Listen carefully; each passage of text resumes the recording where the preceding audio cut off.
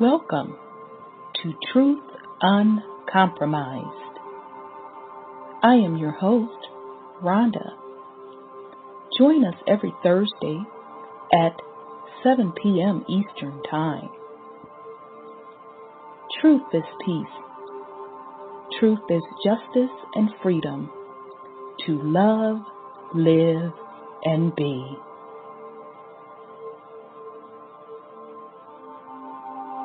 Music provided by SourceVibrations.com.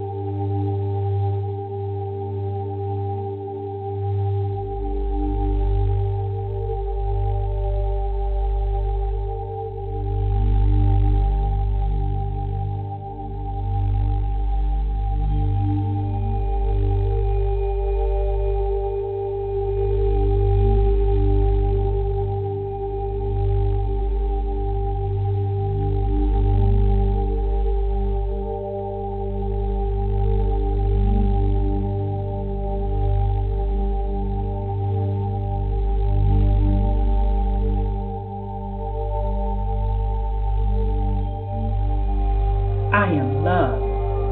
I am peace. I am free. I have abundance. I have everything within me. For I was, for I am, for I always be. We are love. We are peace. We are free. We have abundance. We have everything within us. For we are, for we will always be. For Mother Earth is love. For Mother Earth has peace. For Mother Earth is free. For Mother Earth has abundance. For Mother Earth has everything within her. For she was, for she is, for she will always be. And so it is spoken. So it has been written, and it is done.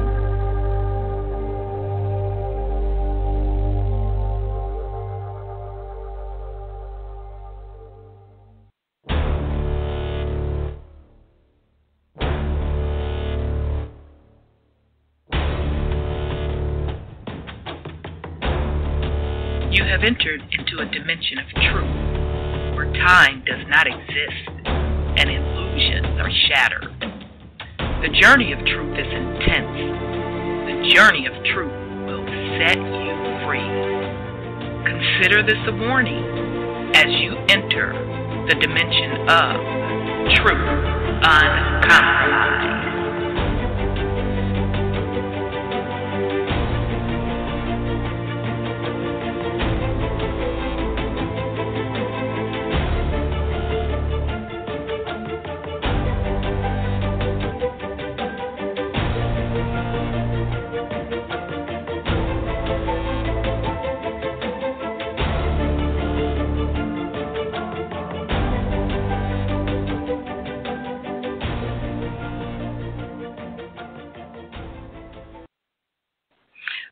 All right, family. Welcome to the Truth Uncompromised show. I am your host, Rhonda, and tonight is Thursday, April 11th. We have a great show planned for you tonight. We are continuing our series on the Giants, and the topic or the series name is The Land of the Giants. This is our second show. So last week, if you were not able to catch part one, I recommend that you go back and take a listen to that as well. Out the gate with one of the main source materials that we are using for this series discuss the bloodline of Noah. And specifically, they gave measurements for how tall Noah was, 70 yards or some 210 feet. And in that first show, we also talked about the different wars that went on with the indigenous people of the lands and the Israelites. So I highly encourage you to check out the first show if you didn't.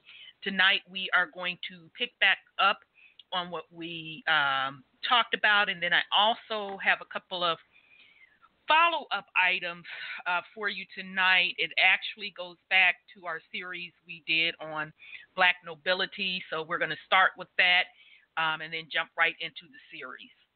Okay, so let me bring on my co-host. Let me bring on Sis, and then I see Brother Sean. Peace and love, Sis. How are you? Oh, peace and love to you, Rhonda. How are you? How are your family?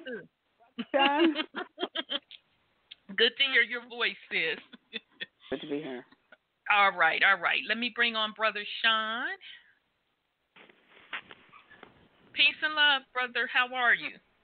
Wholeness and power, my beloved sisters. I'm well. How y'all doing? Good.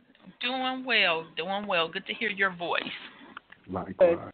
All right. Okay, so as usual, a lot of stuff is going on, but I'll start with you, Sis. Do you have any go-ahead on with the fuckery before I go into follow-up items?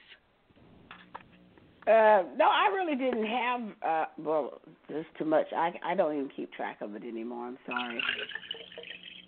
Just like, okay. Totally understand. I totally understand. I get it. So no worries whatsoever. Brother Sean, you have any go-ahead on with the fuckery? Yeah, this whole Nipsey Hussle distraction. I see. I was waiting for one of y'all to bring it up. I wasn't going to say nothing, but go ahead, brother. I mean, I just don't understand why people are still falling for these type of false narratives. All those gunshots, allegedly, no muzzle flash on man one of them shots, no blood, 3 people get shot multiple times, no blood, paramedics performing CPR. You don't perform CPR on gunshot wounds. Yeah, especially you took one to the head. And the upper torso, where allegedly he's doing the CPR. I mean, the mama don't seem real or phased. The grandmama don't seem real or phased. Right. I mean, all them different cameras, no other camera footage. I mean, it just don't make sense. His homeboy, cowboy, say they knew the dude, but the dude came up and introduced himself. A later video, other fellas pressing cowboy to tell the truth, and he started fake crime. I mean, it's just too much that don't add up with it. And for people to act like this dude is just the greatest thing ever. Like him buying a store. I mean, he was finna get off into digital currency. Wasn't very many people gonna be able to shop in this store unless they got the chip anyway. Yeah. I knew he was into digital currency. That's the only reason I knew him. But yeah, or knew of him rather. Right. It's just too much that's not adding up with it, and it's just taking up too much of mainstream and everything else. To me, that's a major indicator that something real big going on that they distracted me. Yep. Indeed. And, you know, this one sister, and she'll know who I'm talking about, she said something that I'm like, oh, shit, you know what, you're right. Although I touched on it last week when I said it's the same shit with Biggie, Tupac, all over again. And she said, yeah, because they're trying to take us back to the 90s with the 90s energy, because they know that the time is up with all of this fuckery, that, you know, we've moved into another dimension per se. These dimensions are merging to a higher dimension. So they're trying to use these narratives to get the populace to focus their energy and put out a certain type of vibration. Not gonna work, because the people that are supposed to be quote quote awakened and in tune are already awakened and in tune and online. So it can't be stopped. But unfortunately, you still have majority of the populace that, you know, they're just not paying attention. You know, whatever's fed to them is what they're gonna go with.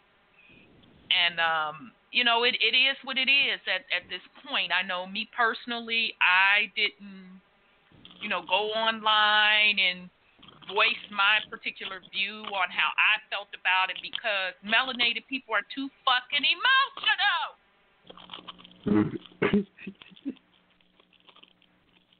And it be killing me, because you're not emotional about the shit happening outside of your own fucking doorstep that you can control. Or some of you even in your own fucking household. But soon as a quote-quote celebrity, which you have swapped out for your God, something happened to you, you all in your motherfucking feelings. So I don't even bother, you know, trying to put out facts on media, stuff like that, or how I feel about it. It is what it is, and I'm at the point, and I know Brother Bobby Hemmons said this shit back in the 90s, and it clicked to me a couple of years ago. Let the dead bury the dead. That's literally the point that we're at. Let the dead bury the dead, because whatever come out of that TV screen, that's what the fuck people believe. They can't even step out their doorstep and look up in the sky and see what the fuck is going on. So me personally, I know I'm not going to waste my energy trying to convince someone who has just switched messiahs.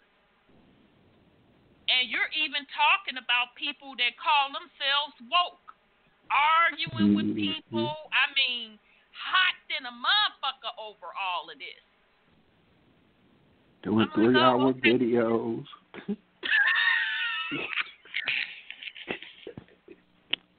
Going live, like, everything. Yeah. So, you know, let at this point, this is just for me. Let the dead bury the dead. If they want to keep believing what comes out of television, although a lot of them woke people are the same ones that talk about what the white man do, voodoo, this, that, and the third. But whatever he put out there, whatever he and I can't even say he as being no boogeyman white person, whatever they put out there and run 24/7 across that motherfucking screen, that's what y'all roll with at the end of the day. Makes sense. The thing that's tripping me out, I mean, but it's got to be so great. Why is it the masses are just now hearing about him after he dead? Yeah. And see, I thought he was popular. I never heard nobody. See, I thought he was I never heard popular nobody talk about him. And like I said, well, I guess he is. Yeah. And see, I'm not into rap, this new school rap, so I definitely wouldn't know Blood. But the only reason I knew him because he showed up in the technology journals on the the cryptocurrency because he invested in a company that was doing the research on the new cryptocurrencies. That's the only reason I knew about it. Now, I'm like, rapper? That's what made me look him up and see all his business ventures. Other than that, not that it really matters whether or not I know him, but at least the popular ones, the popular young rappers, I do know them because I hear other folks talking about them, or you'll hear their songs. So I just assumed the young man was, popular like that. I just didn't know about. Well, he a household name now. I mean, he wasn't before, but he damn sure a household name now. Yeah, well, it is what it is. I mean. And his first CD is now released. He had got a distribution deal. Wait a minute! I thought he was a rapper. You mean he didn't have no CDs? He wasn't doing shit but mixtapes. This is his first CD. Oh, so he was like the underground, right? Mm-hmm. What? Well, he making money hand over fist now, right? Somebody is. Yeah, now that character has retired, but whatever. If folks want to believe that, that's their business. Go ahead on and wait for them to tell you who your next fucking Messiah will be, because that's all they do. It's not a different script. It ain't no different script.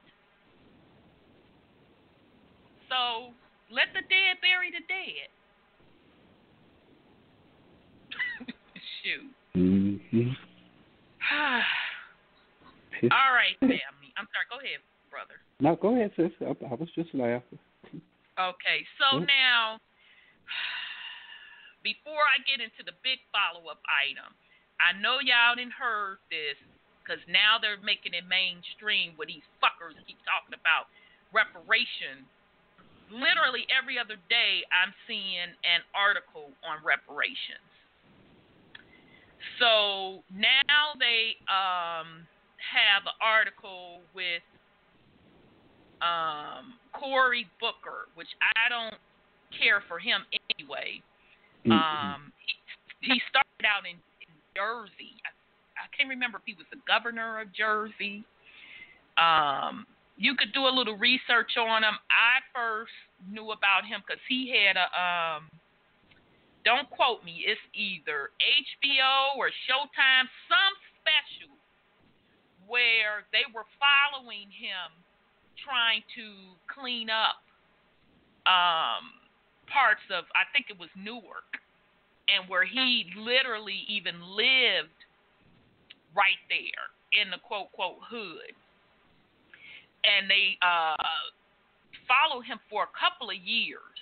So real interesting series, and I can't remember if it was on HBO, Showtime, because it was some years ago when this was done. So I already knew then that, okay, this guy is marked for something. So just keep following, and sure enough, now he is at the point where he's going to be running for 2020 president. So that's Senator Cory Booker, because he ran for the Senate. And actually, when I saw that little special, I immediately thought about Prez O. I said, oh, okay, so they prepping for Prez O 2.0, basically. Okay, so he's a senator now, and so he's going to he is running for president. Okay. And, by the way, don't y'all find it strange? Were they not really campaigning hard for this presidency for 2020, or is it just me? Because I would think by now that, they would really be bombarding the airwaves with their presidential candidacy stuff, and it's just a light sprinkle here and there. So I found that interesting too. But anyhow, this article is off of MSN, and they posted this 3 days ago.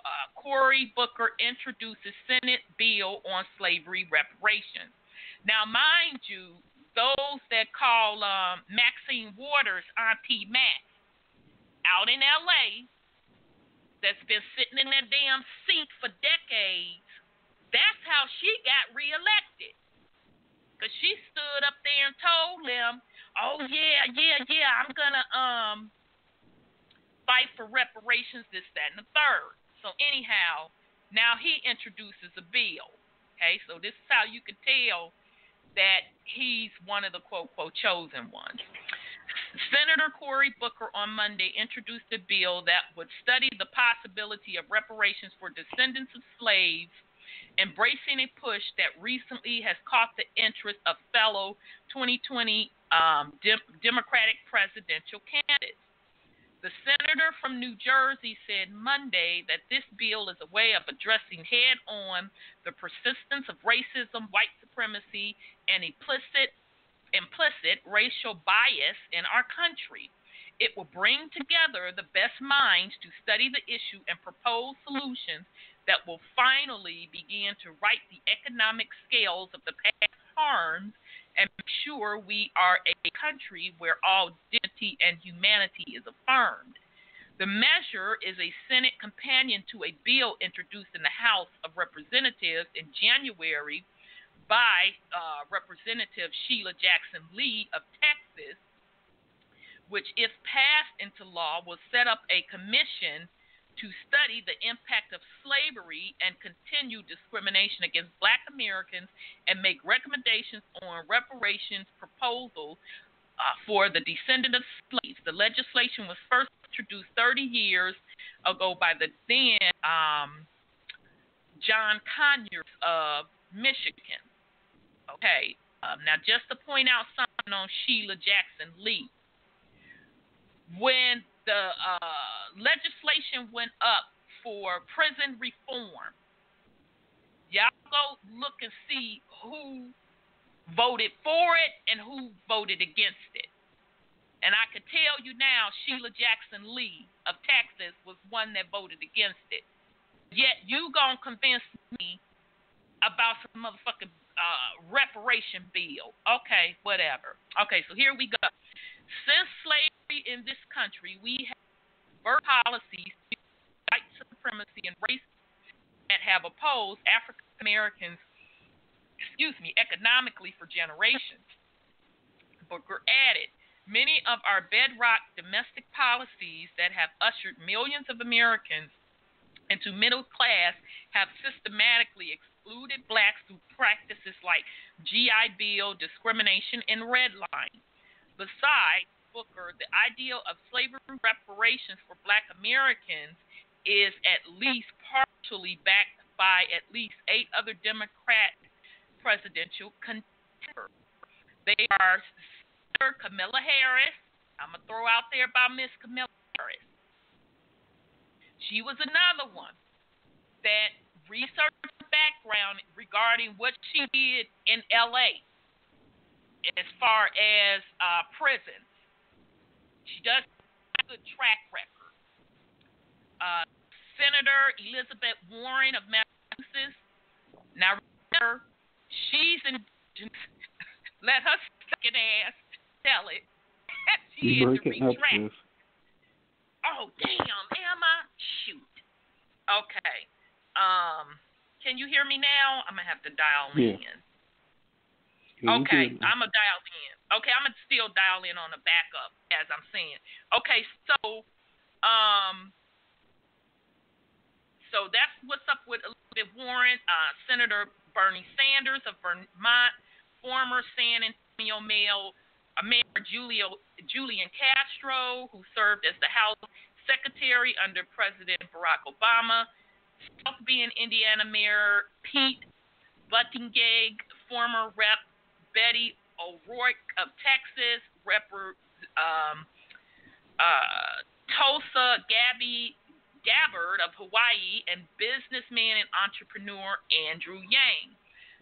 Several of them were asked specifically about Jackson Lee's reparation bill during a conference last week of Al Sharpton's National Action Network. So we already know what time it is when motherfucking Sharpton is involved, who has been busted out as being a, I can't remember which one of the alphabet boys he worked with. And the news ran a story on that. Okay? Although folks been telling you that shit for years. Okay, so here we go. So what else they're saying? FBI. Okay, FBI. I couldn't remember if it was them or the CIA. Yeah, okay, so it was FBI. Okay, so the push by Democrat White House hopefully points to further importance of race and identity issues within the party. Yet, while supporters say reparations are needed to address slavery and racist aspects of American history, critics claim such a move could cost several trillion dollars without solving the issue of racism. Okay, so again, this is off of MSN. It came out a couple of days ago. Cory Booker introduced Senate bill on slavery reparations. So now I'm going to say this again. Folks can do whatever they heart's content. If you feel that you're from Africa or whatever, that you were brought over here on a slave ship from Africa, do you. Do you by all means. But what I am telling you is it is a payoff that will separate your bloodline from the Americas, and any of your ancestors and your future generations going forward would never be able to stake a claim in the land. And not to mention, who's to say they're not going to play the switcheroo on you and say, oh, okay then, well, you taking this reparation package, you might as well pick from this list of pre-selected African nations that you ready to go to. Mm-hmm.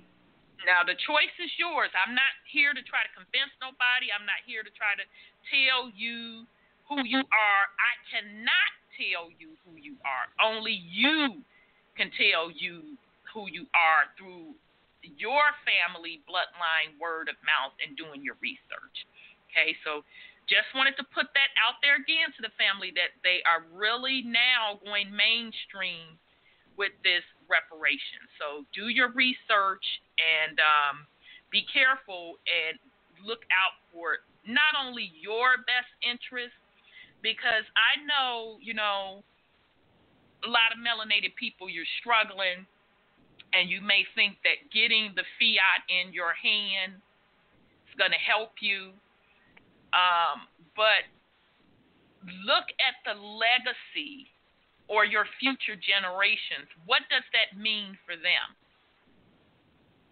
And it was interesting, Brother Sean and I was having a conversation, and I said, haven't you noticed that a lot of the folks that took that deal, that Oklahoma deal, that went to Oklahoma to sit on the lands over there and got a payout?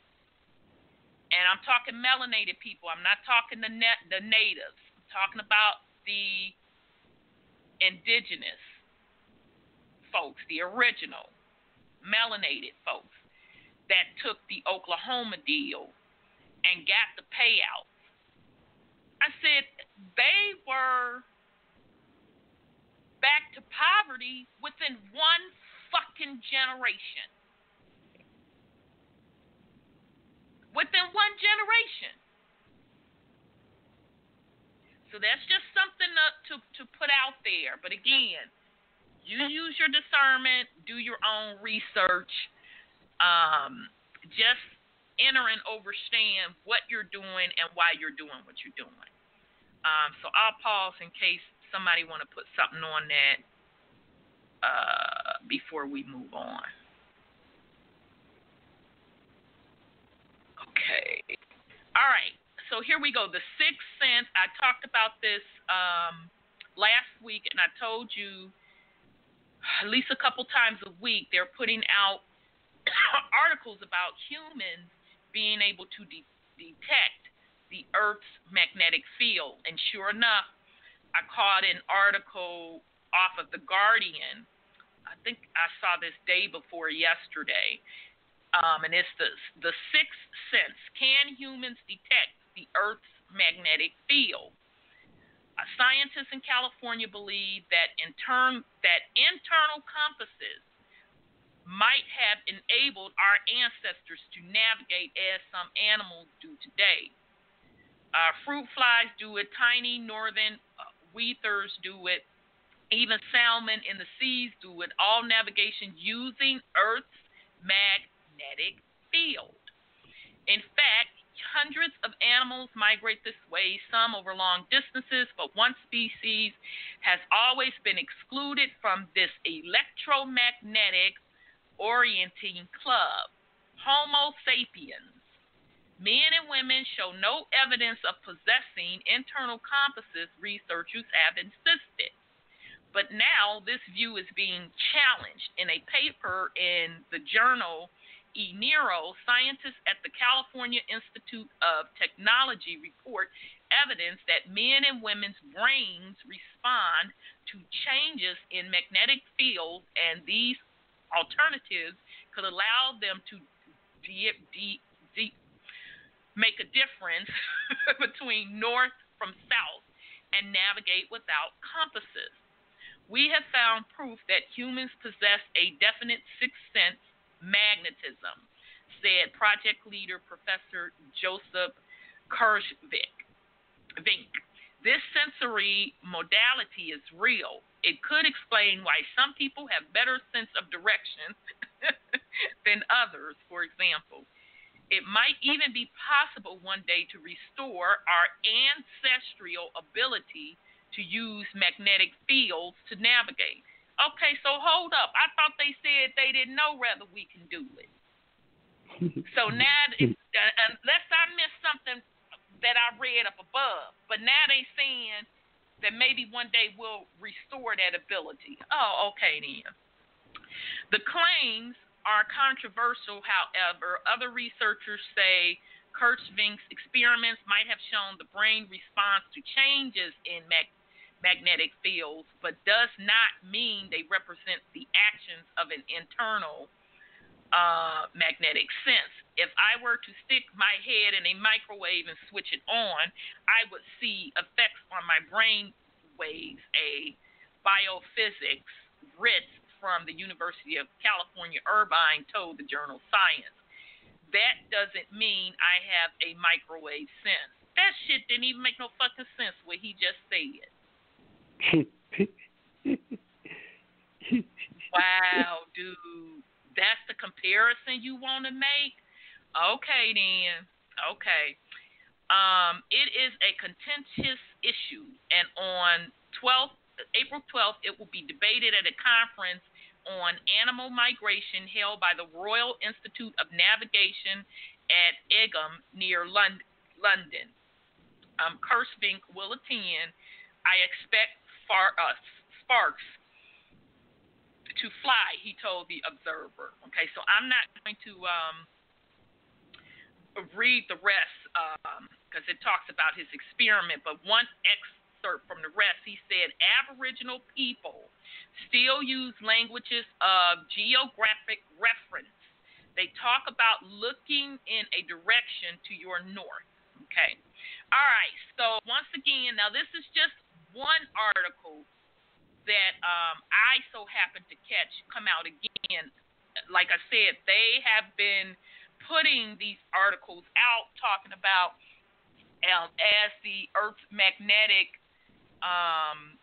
field is changing or shifting, that humans are also feeling that change. Okay, so again, they're not putting this stuff out just to be putting it out.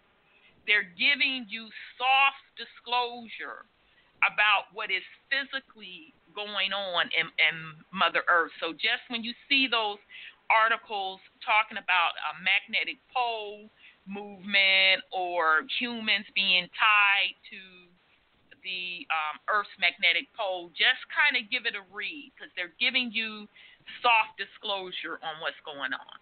So I'll pause in case somebody want to put something on it. If not, we'll move on. Well, Go ahead, sis. Well, I like to say that they call us animals, right? We're all in tune to the earth. And so when a bird is dropping from the sky because he's going the wrong way and he gets tired because he can't find his food anymore, he's using magnetic guidance. Mm-hmm. When fish are dying because their magnetic sensors are off, because they use sonar. We know that. So what's the difference between humans and animals? We're all a part of the earth. We're made from this. So we know there's changes. Do they have to spend all that money to figure that out? I mean, seriously. Girl, they ain't spending no money to figure shit out, because they already know that. They already know that. They just have conditioned people through the education system, through religion, to turn off that part, that biological sense, that sixth sense that you have. Yeah, so they can go somewhere with that. They ain't spending no money on shit. They pretending they spending money on it and pocketing it, because they already know. Of course they are, and it just really makes it makes people angry that people are on the streets and they can't eat, and they know which way is direct, north, south, and all that kind of stuff. They don't need to have no study done on them. So I mean, it's just wasting taxpayers. No, it's wasting whose money? Maybe it's just wasting time. Exactly. And I would agree with you. Absolutely, sis. Well, anyway, that's so much for science. Like all this Alzheimer's stuff coming out. Oh, we got the cure. You had it all along. You're the one that gave it to him. Mhm. Yep. That's crazy. Yep. That stuff is. Indeed. All right, Brother Sean, you had something you wanted to put on it? Just that we're naturally in tune with our mother.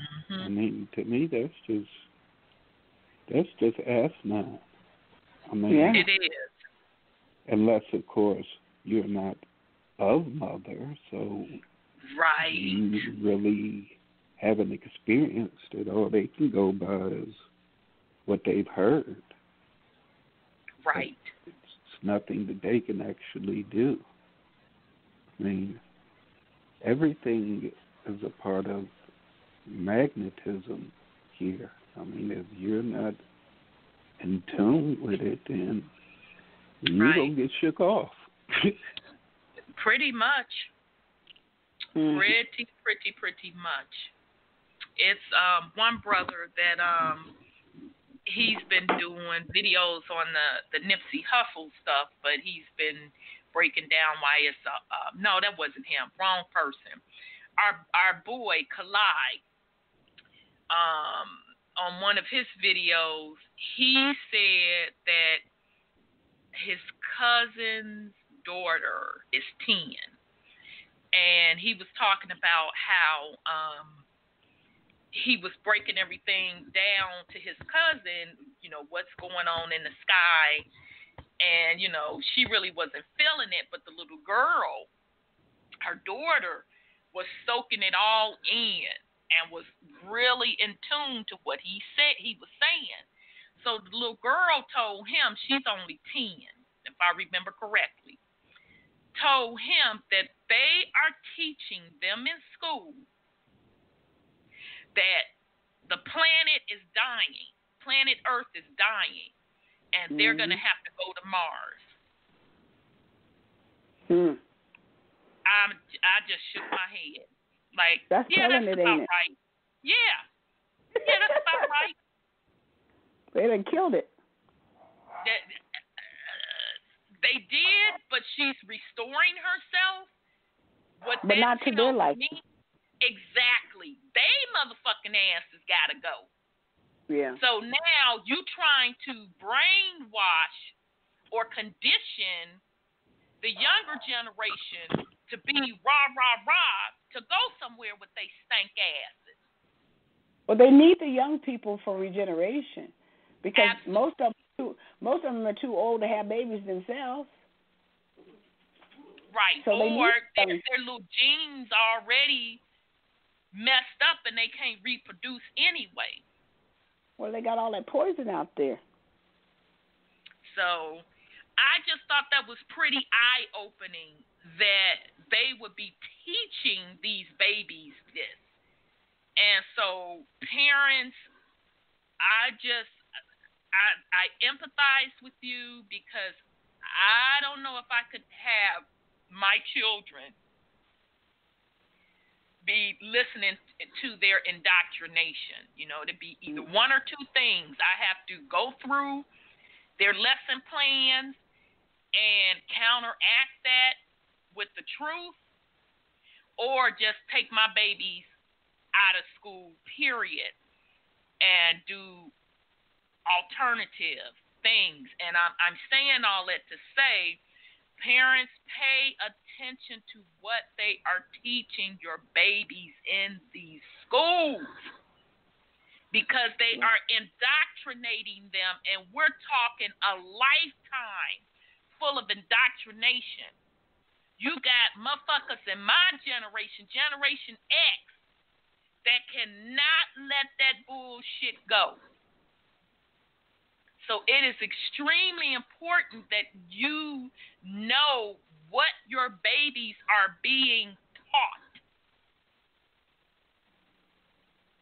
We talking that a lot depends on that.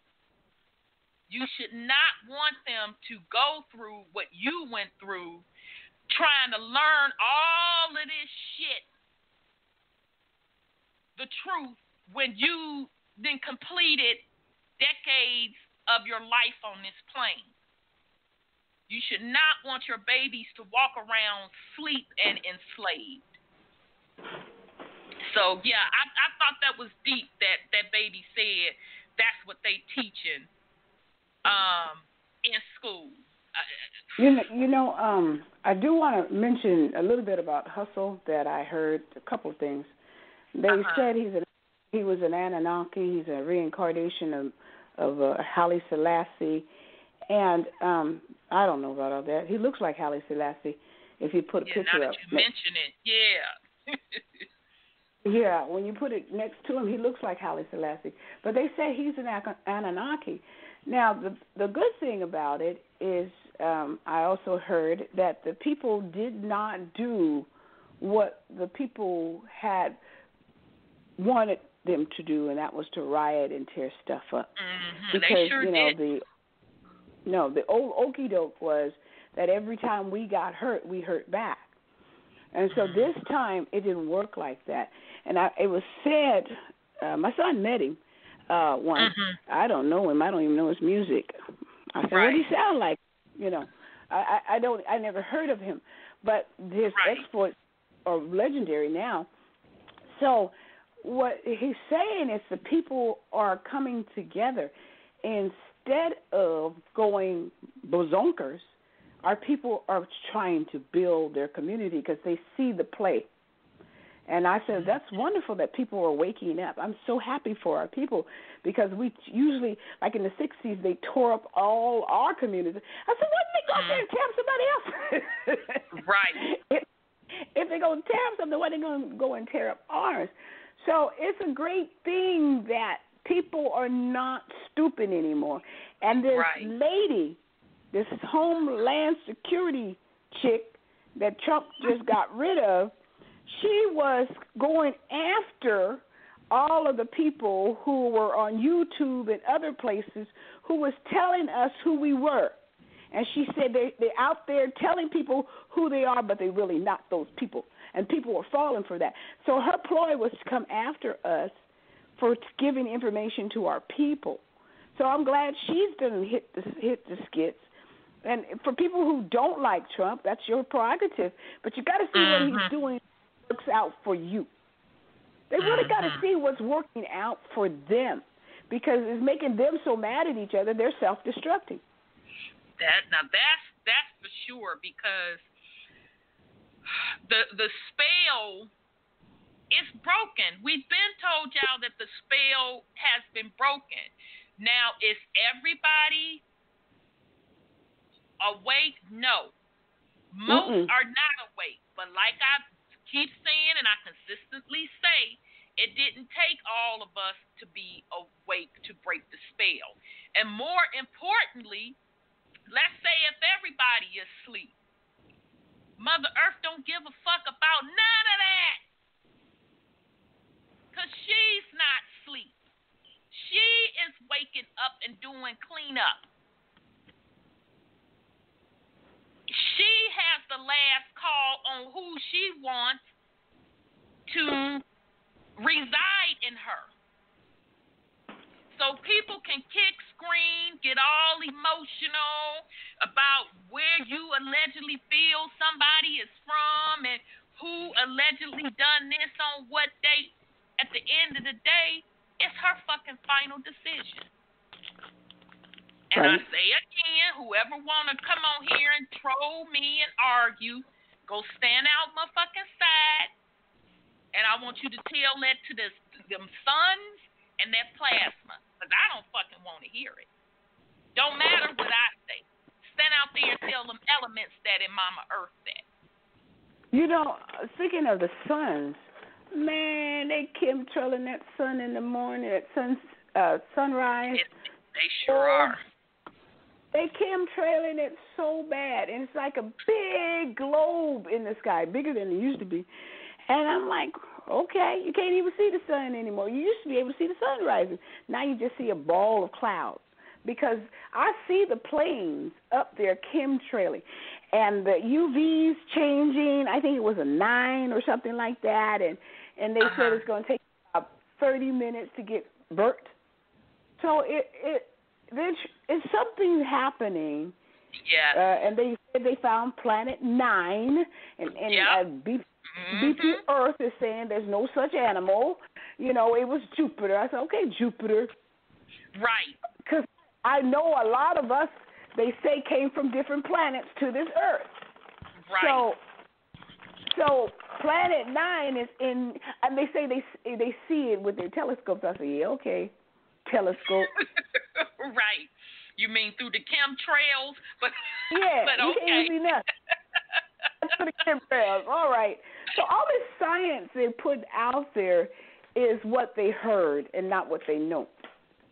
Right. They just heard this stuff. They even repeat some of the stuff we say on this thing. I've been cracking up. Yeah, and I bring it up sometimes, but at this point it's laughable. Because it's like they're trying to mix the truth, but then they still throw their fuckery in there. Exactly. So again, it's everyone's individual responsibility to discern the truth for themselves and do the research. And melanated people, I'm speaking to you specifically, take your fucking emotions out of it. Yeah, they need to. Because the truth don't fucking care about your emotions. It's not about your emotions. Look at the truth, do your research, and you either choose to accept it or you don't. And if you don't, that's cool. Go on about your motherfucking business.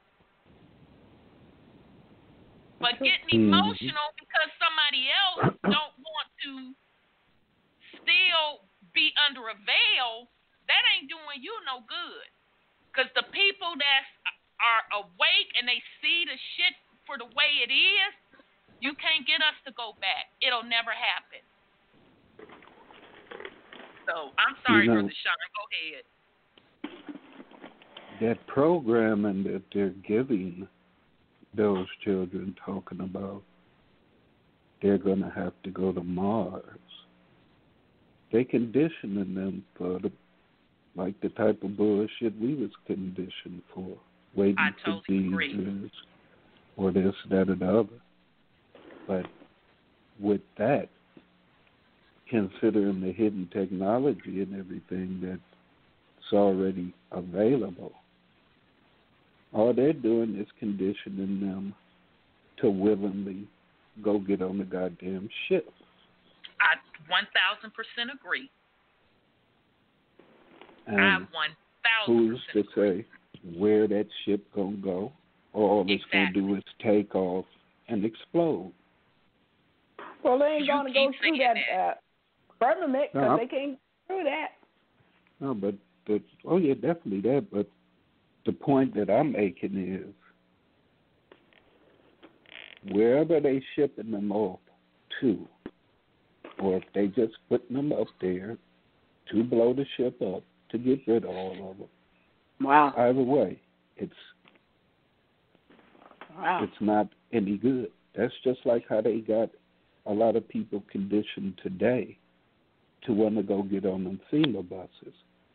And we know that everybody who got on the goddamn FEMA bus ain't been seen again.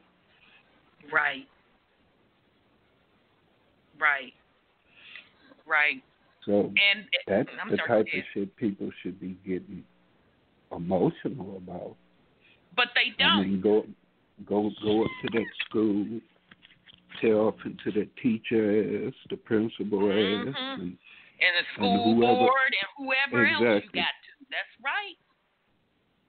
You got no proof of that type of bullshit, but you just gonna turn around and teach that to the children. I mean, to me, that type of shit should be scarier than the goddamn Bible. You telling the kids the whole goddamn planet gonna disappear, but what? That's adding more confusion, because majority of these same children is going to church and think that everything is possible through Christ. Right. Or Allah. Right. So, I mean, I know. It's all confusion. It's fuckery. It's all conditioning, because there is an episode of The Simpsons. Damn, y'all, forgive me. I can't remember the name of it. It's where they go to the future. So Bart and them grown, and Bart has children, Lisa has children, and a little girl, Maggie, that's her name. She's a teenager. But in this particular episode, they're showing you all of this futuristic technology. Now, this technology had not hit yet. But if you go back and look at that episode, you're going to see some of that same technology that they were talking about in this cartoon episode is now starting to be released. That's number one. But that ain't even the killer part of the whole little episode. The killer part of it is they talk about traveling to different planets, and you're getting there by teleporting, and you're teleporting almost like it was set up like the airport, y'all. So you walk through, you know how when you walk through the airport thing, you got to go through that X-ray screening thingamajig. That's how they were teleporting people to these different planets. Okay, and people was just coming back and forth, and they was showing how Earth was just one big ass ghetto. So that's why people were going back and forth. They show a lot of AI technology in there, a lot of chipped technology. So in other words, not only is it conditioning, but more importantly, they're showing you the technology that they already have. They just at that time had not released it to the public. Okay. And this is what the babies are watching. So it would not be a far stretch for them to then turn around in school and tell them, yeah, the earth is dying. In your lifetime, we're going to have to go to Mars. So that wouldn't be a far-fetched for them to teach that shit in school if they've been pumping it through the media and the TV. All of these programs about colonizing Mars, going to Mars, life on Mars, these things are conditioning. And that's why we keep telling you that television is very, very powerful. If you grown motherfuckers all emotional in your goddamn feelings about the television, how do the babies have a chance? How do the babies even have a chance to discern the truth unless they have responsible parents that's able to teach them the truth? It's the conditioning of another generation. So that's why I say, and I say again, you are responsible for your household. Sweep around your own motherfucking doorstep. Do that first. Make sure your household is straight before you step outside to try to do the neighborhood and then try to spread it out broader. Most of the people that be talking that fuck shit don't even have their own household in order, but talking shit. And it shows. So, I'll leave that alone. Okay, so next and last story. All right, now I'm minding my business as normal. And CBS Sunday Morning all of a sudden wants to talk about the Reconstruction days after the Civil War, and they want to bring up the Reconstruction senators. So the Reconstruction melanated, a.k.a. black senators. So they going through the whole rigmarole about how after slavery, so many black senators in the Reconstruction era were elected. They were all Republicans. Woo, this, that, and the third. 1, 2, 3, 4, 5, 6. I said, oh, yeah, that's okay.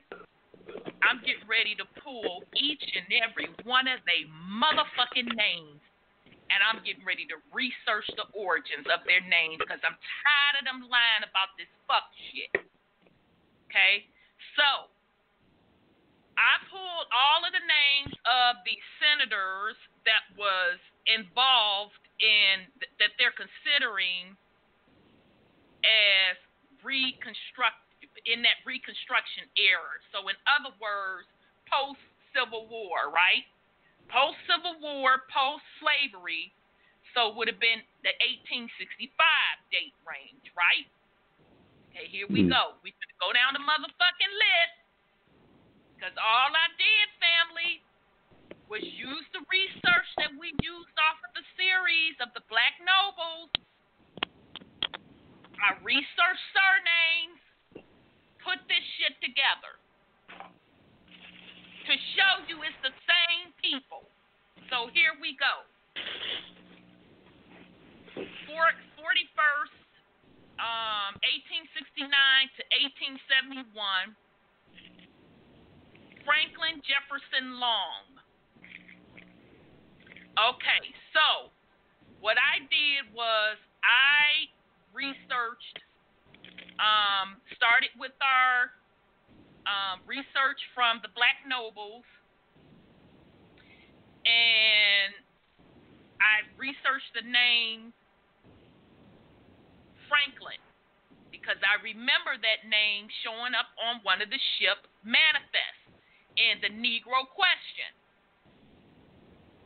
Sure enough, plain as day, the name Caesar Franklin, or that surname Franklin, came on ship York, 1739/1740. Caesar Franklin was on that particular ship. Remember, when we did that series, we traced how that black nobility bloodline and a lot of other people were chased out of Europe and were shipped over to the Americas. All right.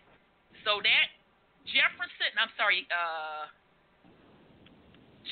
Franklin Long, that Franklin name comes from Caesar Franklin was the first one that hit the shores of the Americas. Well, he was documented as the first one hitting the shores of America.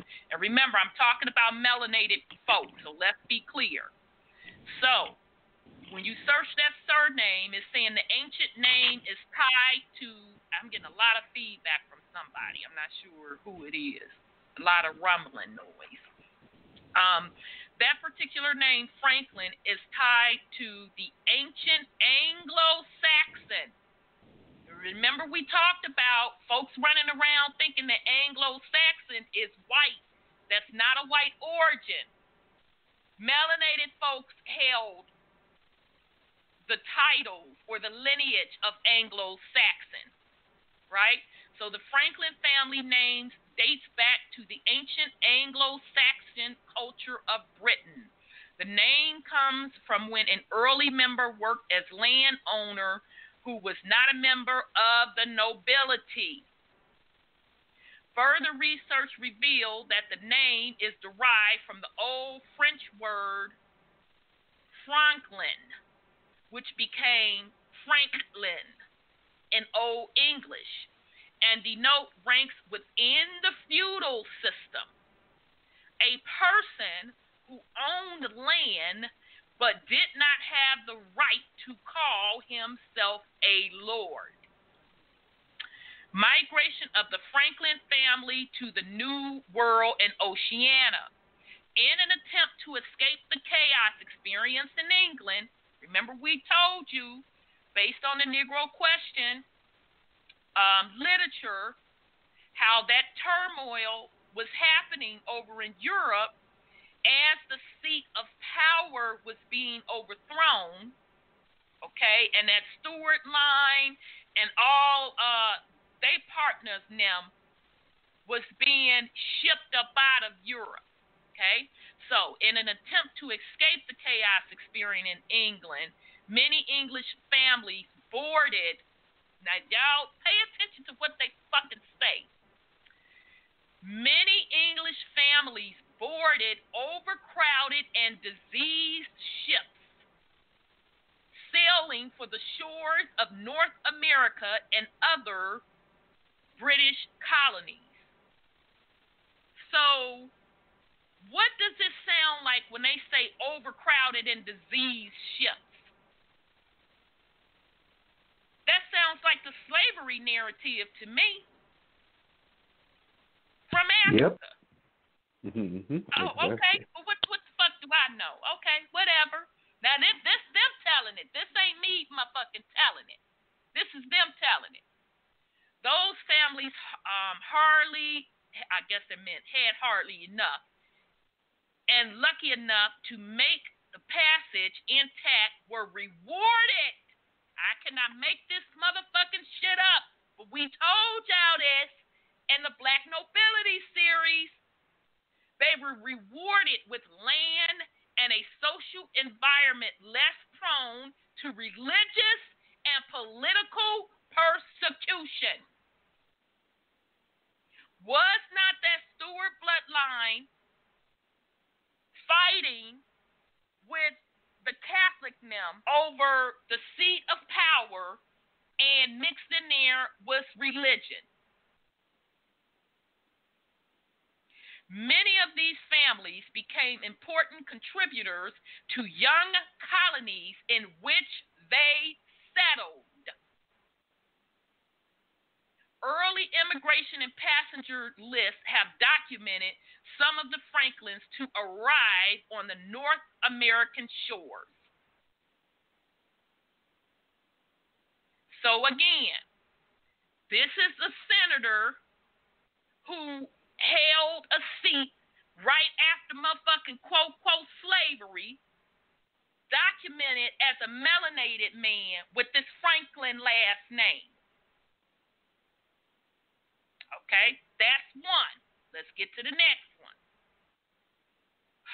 41st, 1869 through 1871. Joseph Hayne Rainey. I should have pulled the rest of the Rainey history. My bad, y'all. But Rainey settled in Johnston Rainey was the first one with that name, settled in Charlestown, South Carolina, 1763. And I did pull an excerpt saying that he left because of persecution of the family. Some of them went to Ireland. Okay, now remember, Charlestown is named after King Charles, a melanated man who issued the charter for the Carolinas. Okay, but now here we have 1869, Joseph Hayne Rainey sitting in Congress. But this shit is a coincidence, right? A noted black man sitting in the seat of power right after Civil War and the supposedly allegedly slavery as they teach it. Next one, 41st, 1869 to 1871. Hiram Revels Rhodes. Okay, that rebel name arrived in New Jersey 1677/1678. Left England for political and religious reasons. And then they also have on here Henry Rhodes came over in 1643, came to Massachusetts. I can't make this shit up, y'all. John Rhodes was a fur trader. Came over in 1651 to Maryland. But yet, so they've been over since the 1600s. Trading furs on animals, really. They want to say furs. Killing animals. Selling their furs. And shame on the melanated ancestors that brokered deals with them. They were in violation of fucking natural laws and cursed their bloodline. Okay, and then hundreds of years later, you have a Rhodes black man, and he was sitting on the Senate out of Mississippi. I guess that's a coincidence too. Okay, here we go. 1871 to 1873. We're in the 42nd, folks now. Robert Carlos DeLarge. Okay, so the name, when you see DeLarge, it usually mean like the. Okay, so I searched for the surname Large, right? So that was first found in Northumberland, where they had a family seat, and it's a very ancient, from ancient time. So it's saying their ancestor, William Large, settled in Massachusetts in 1630. The history of the name Carlos, and then I also did Carlos, because I noticed they use two surnames in a lot of these, okay? So I'm assuming they're putting in both sides of the bloodline, tying back to Europe. Okay, so then I went and looked at the Carlos, and that name ties back to Anglo-Saxon tribes in Britain. It was a name for a person who was believed to be free from care or concern, from care or unconcern. The nickname is derived from the Old English word Carlius, which refers to the personal characteristics of the bearer. Okay, and then they also found the surname Carlos in Gloucestershire, Lancashire, at Welch, widow in ancient times. Okay, so if you go back to the series that we did on the black nobility, we showed you through the research of the one brother that wrote the books, The Negro Question, and other research, how the Welch are credited as being short, very dark men from England, one of the first men of that time. All right, so let me see what else.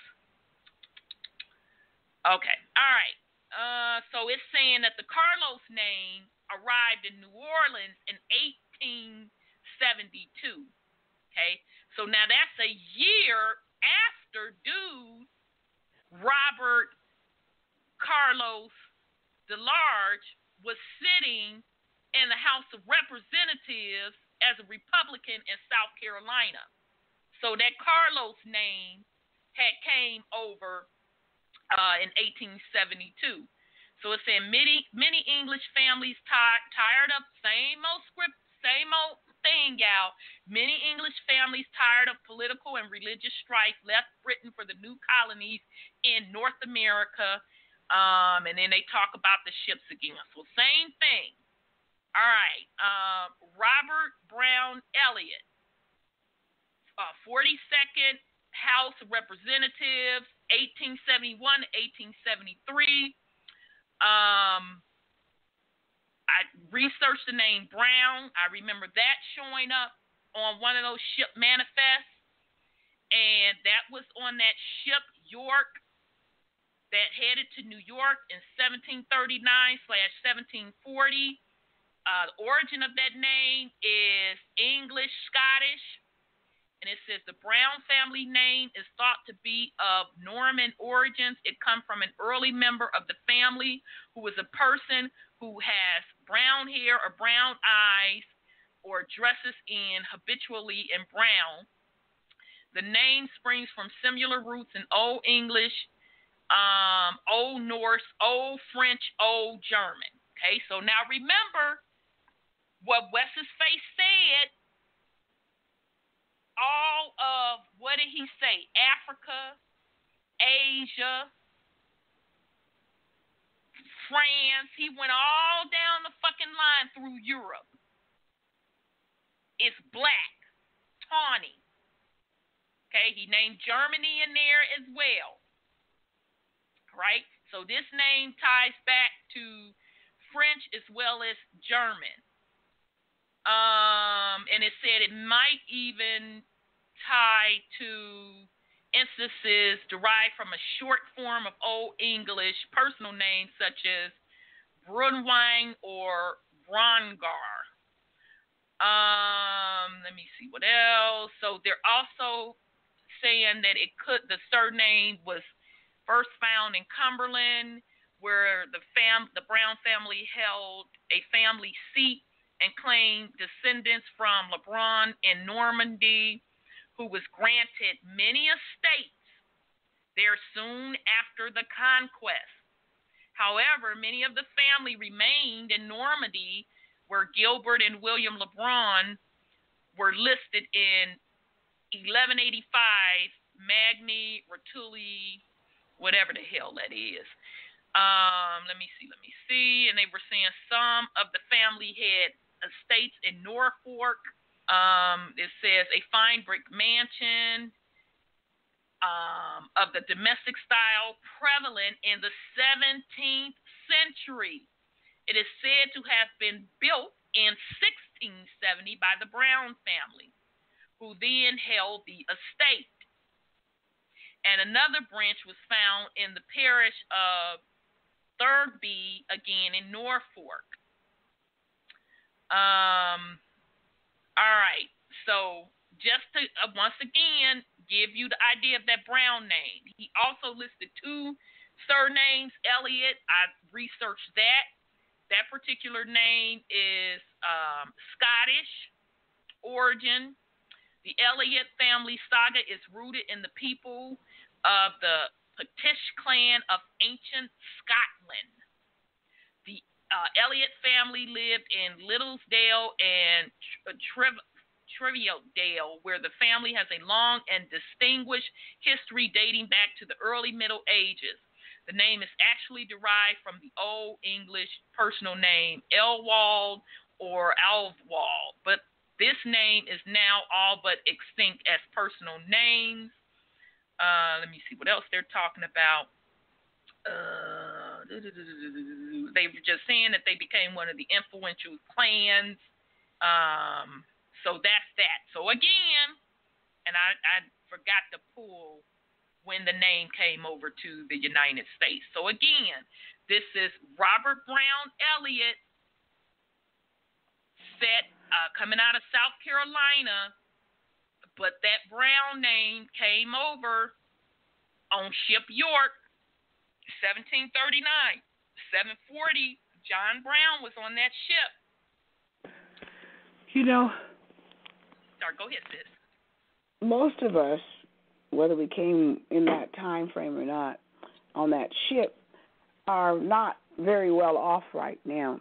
And one of the things that I heard, and I don't know how true it is that the Titanic, it was melanated people that was blown up on the Titanic. They were the wealthier ones, very wealthy people, probably the power mongers, and they wanted to, go on that voyage, a maiden voyage of that big luxury ship, because a lot of them couldn't even afford that stuff. But the histories have changed it to show it was European whites that was on that ship, and our people were not a part of that issue. But that, coupled with the wars, the World War One and Two, and the Civil War, all these wars that were, and Vietnamese wars, and all these wars, and the Titanic, those were meant, and the Japanese wars, they were all based on to kill the melanated people off. Now, that's my theory, just by listening to what you're saying. Because those brown people, I'm sure they're not in power right now, because they were probably on some of them, some of those places that they bombed and destroyed. Right, and that's a good point, sis. And I think that a lot of these names went underground. So, yeah, you still have the melanated people holding those names. And that's why I keep saying, those of you that are doing your research on your family lineage, don't get alarmed when you run into names that they say trace back to Europe. This is why they trace back to Europe. So more than likely, you're going to see two folds on your lineage. You're going to see one side that is tied to the land, then you're going to see another side that the name ties back to Europe. So I think originally when the melanated folks from Europe were coming over here, they were all either that black nobility bloodline, and that black nobility bloodline, make no mistake about it, it still survives. They're just underground with it. And they change their names. And they change their names for a purpose to keep hidden. Okay? But then the other folks, they boys in them, as they say out of New York, they mans in them that came over with them, they hooked them up with land and all of that, et cetera, et cetera. So some of that bloodline, and not a lot of those particular people bloodline, kept the wealth. Okay, so that's where you have all of the rest of these surnames that we carry tied back to Europe. Those are the ones who, the wealth, because it was motherfucking stolen wealth. It wasn't theirs to give nobody. It wasn't like the Americas was fucking just what nobody here. They had no right to be giving nobody shit. But they did. They hooked up their mans in them. But apparently they could not sustain that particular wealth. And it would not surprise me if they lost the wealth within one generation. Because it wasn't theirs to fucking begin with. But, yes. So I'm going to do two more, and then we're going to get into the topic, and then I'll continue on the rest of them next week, because I want to go through each individual name so you can start making the connection of this quote-quote government, these quote-quote melanated people that sit in these seats, and how they tie back to different events. That particular bloodline and these surnames tie back to different events, and specifically the takeover of the Americas.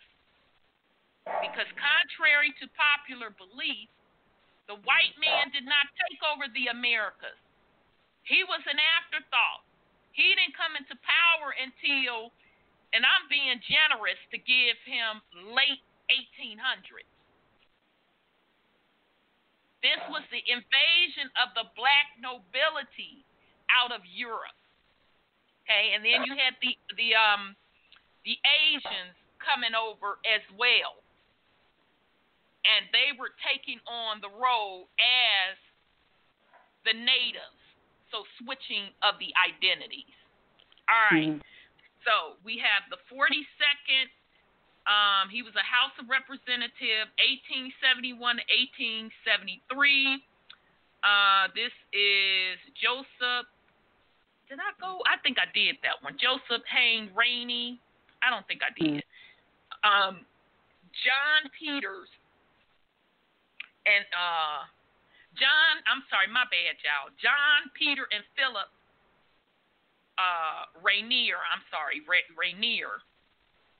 Arrived in Pennsylvania between 1772 and 1851. Okay.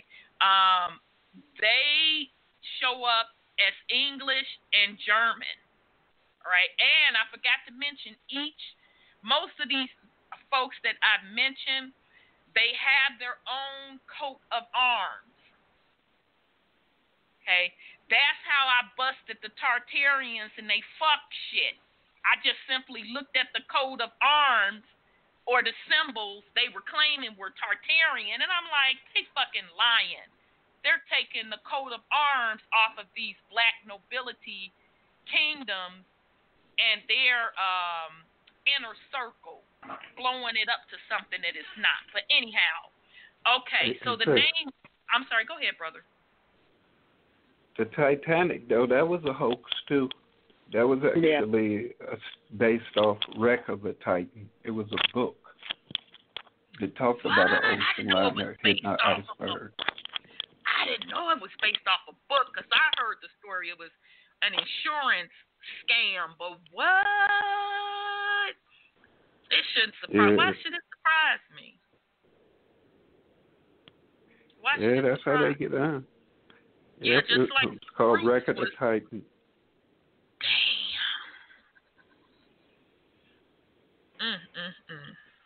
It was written it was published in 1898. Wow. And I wonder, when did the Titanic supposedly and allegedly 19-something. Oh, okay. Okay. So they gave it decades. Right. Name of that ship was the Titan, and then they give us the Titanic. See, that's what I'm saying, family. You can't believe shit they publish. They've been pulling off hoaxes forever. Yep, for a long time. Get the hell out of here. But it shouldn't surprise me. Okay, so that name, Rainier, that was another one that originated with the Anglo-Saxon tribe. It was taken from an old Germanic name, Regenhar, which means council and army. And it said baptism names began to appear as surnames. And that would make sense because, remember, they said John, Peter, and Philip. And so when I saw the John and Peter, I just fell out. I'm like, oh, there go that biblical Israelite stuff. Okay, so I know what time that is. So anyhow,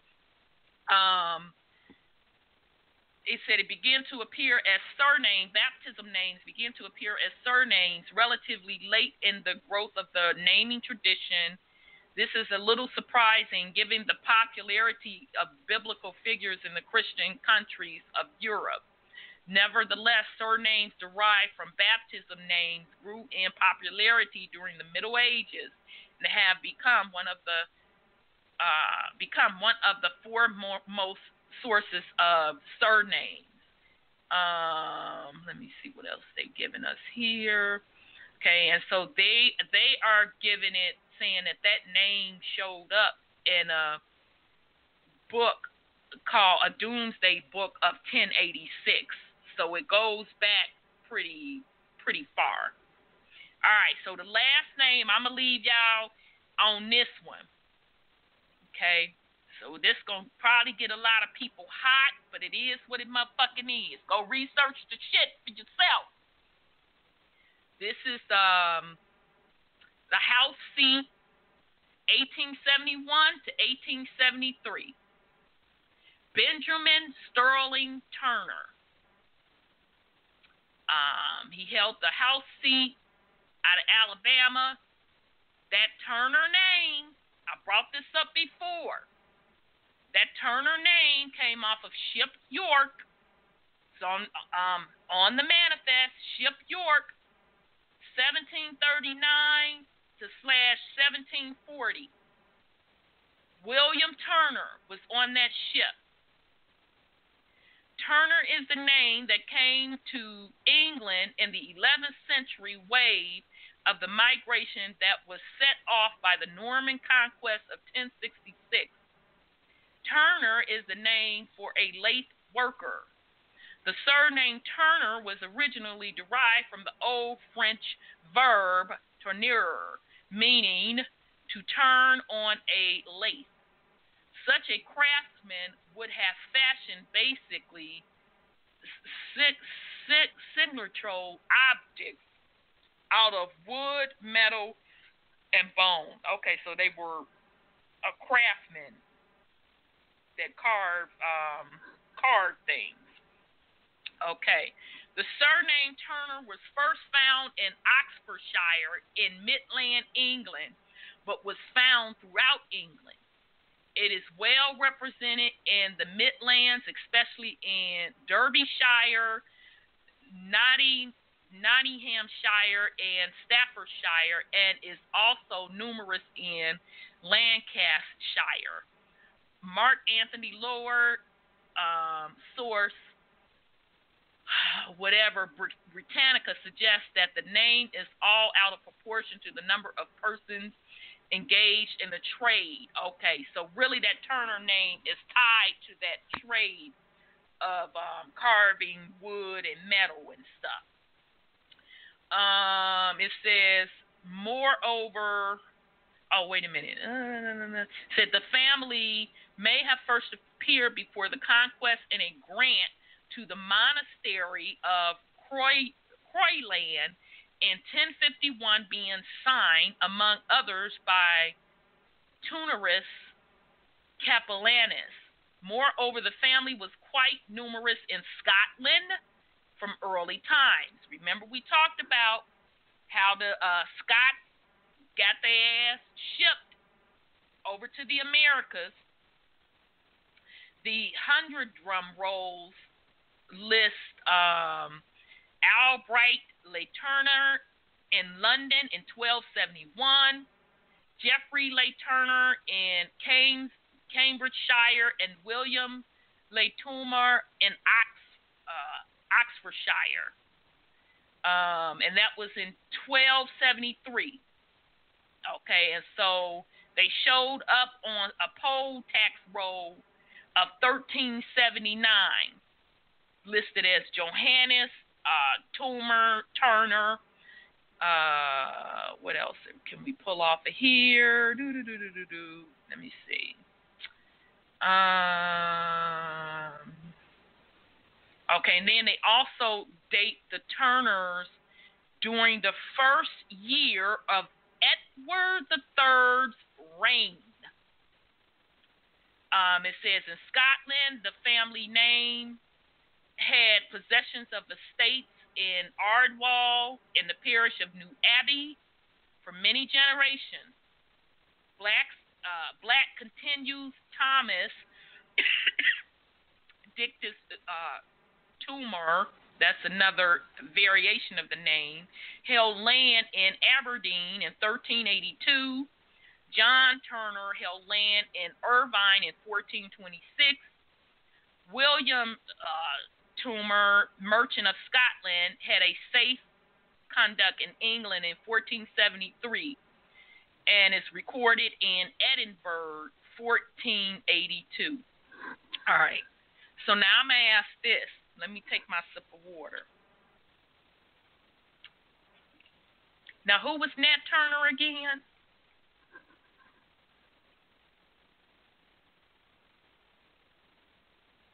I'm just going to put that out there. Because if the melanated people held these surnames, which we know that they did, and this Turner surname goes all the way back to William III, we talking, what was the earliest? Back to 1051. Who was Nat Turner?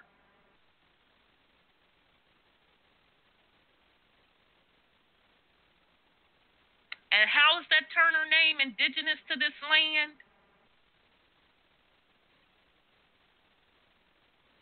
And what was really going on with that Turner story? Because I've heard people say that the name Turner meant tunica, and he was fighting for his people's land in the Americas. So I'm going to stop it right there. So we'll pick up next week with the Sterling family name. Now remember, I'm not just picking names, surnames. I'm just going through the first list of the Congress after the Civil War, where all of these melanated / blacks won all of these seats. And every single last one of them name ties back to Europe, ties back to the kingdoms of the black nobility. So I want y'all to think on that. All right. Well, I want to say something. The first president of the United States was Hanson, John Hanson, and they were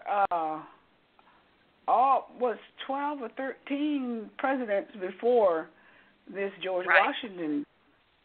They were melanated. I'll George add Washington them to the list too. Now that you say that, sis. Yeah, they were always in position of power over this country. Before George Washington was hired to lead the military, and then George Washington, you know how he did. He stole it from the melanated people with his military powers. And there so was they some, say he did. well, so there they was some. say. There was some. There's some people that there's a picture of him and a melanated so-called servant holding his horse, but that was his owner or boss. That wasn't servant. That was well dressed. You talking about that they was claiming that history says is a slave. Yeah, but he was so decked out, and if I remember correctly, he had a coat of arms on that jacket. Right. Moors. Exactly. Mhm. That's right. That's what they say John Hanson was, a Moor.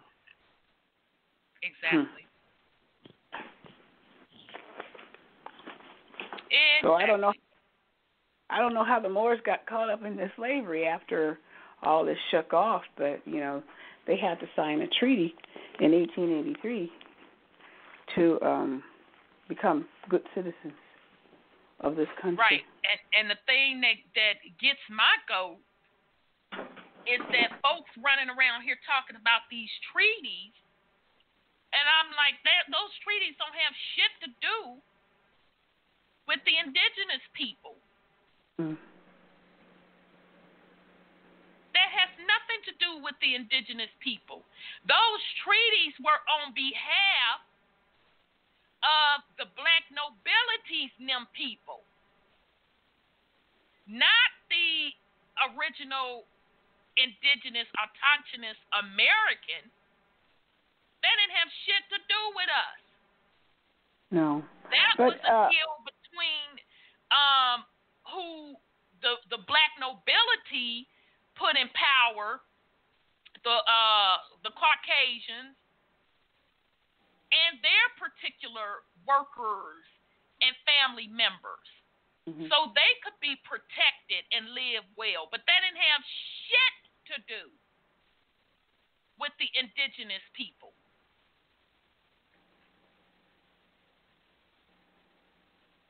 I'm sorry, go ahead, sis. Well, I was just saying that I wanted to say that the Iroquois are the ones who made these treaties with them, remember? They were trading those furs and doing all that stuff. Yep. But see, the Iroquois was indigenous, though. Right, but that was the Iroquois, because didn't they take the Iroquois' Constitution and all of that, and that's what the Constitution they have today? Yeah. But what does that have to do with the rest of the indigenous? Well, I know from what I heard. Okay, here I go. That's okay, because you are saying what you heard, so that's cool. No worries.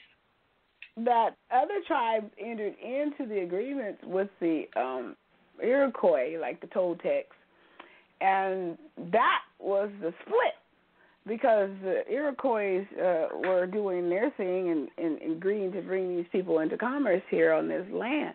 But so the split, which is the tribal split, was because that the other tribes did not show up at that Senate thing to vote. I think 35 did, and the rest of the Indian nations did not show up to vote. And they said, no, we ain't going to do this.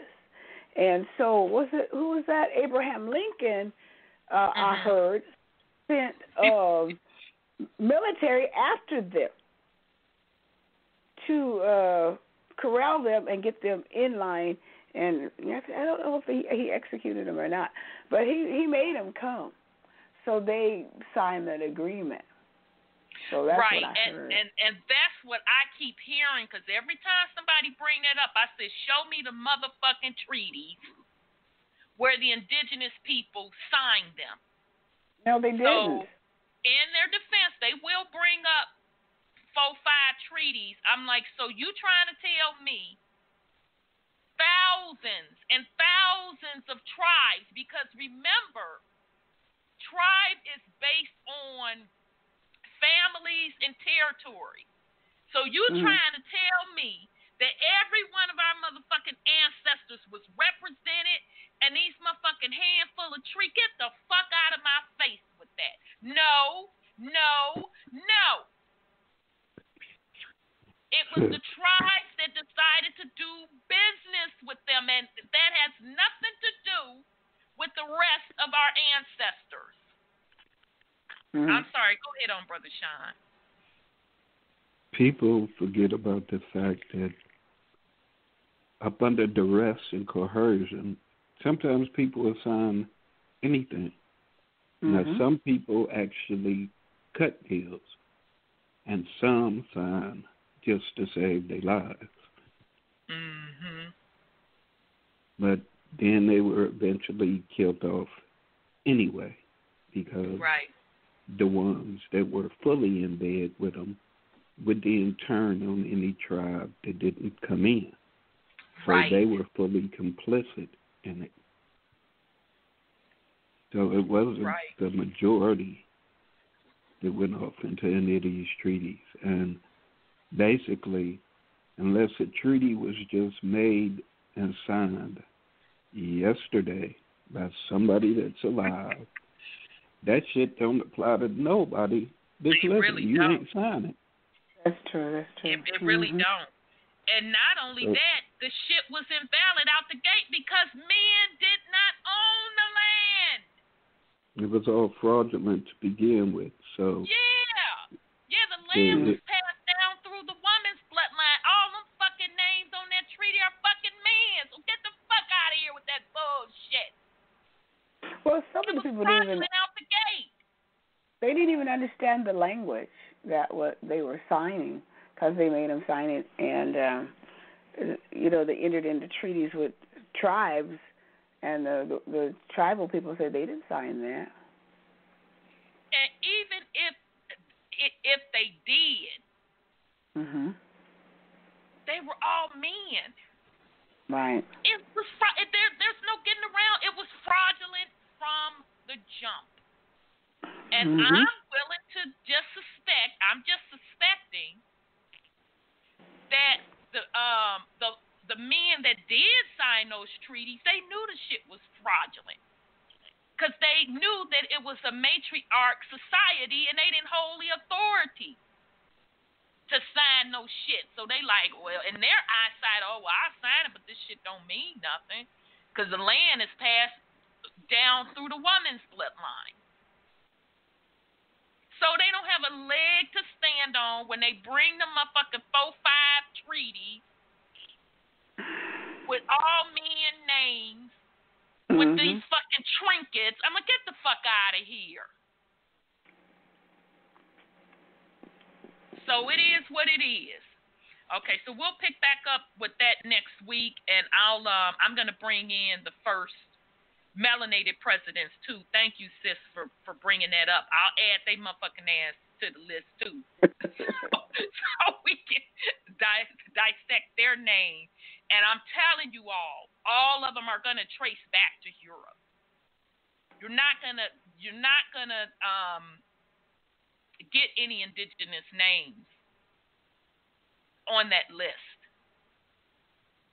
And that's what people need to enter and understand. Even the folks that are, saying that, we gave the heavy influence on the government and the commerce and all of that. You have to take it a step further and take your emotions out of what somebody done taught you and look at the truth for what it is. Yes, that shit tied back to England. Yes, the melanated people held the seat of power, and those were their people. This was about commerce for the black nobility and their cronies. It wasn't about the indigenous people. They was doing them agreements to get kickbacks to the crown, which still happens today.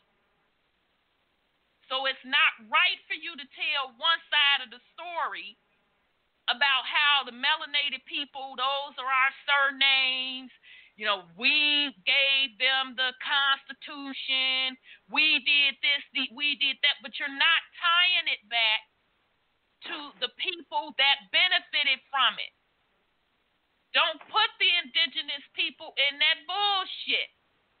because the indigenous people were not benefiting from that. Okay.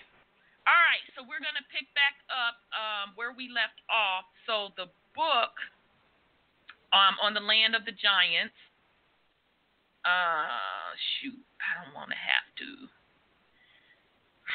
So the name of the book, Isn't It Bashan and Its Giant Cities, Brother Sean? I didn't want to have to scroll all the way back up and then lose my little page. Okay. All right, so that's the name of the book, family, that we have been reading from. Excuse me, you can download the book via PDF. It's an old book back in the 1800s. I want to say he said 1865. I don't want to scroll back up and lose my little place. All right, so this particular man is being funded by some higher up over in Europe to go out on this expedition to trace some of the quote biblical places. And so during his journey, he's finding these different places where giants roam. So specifically, he's been over what they're calling the Middle East, Palestine, and all of that.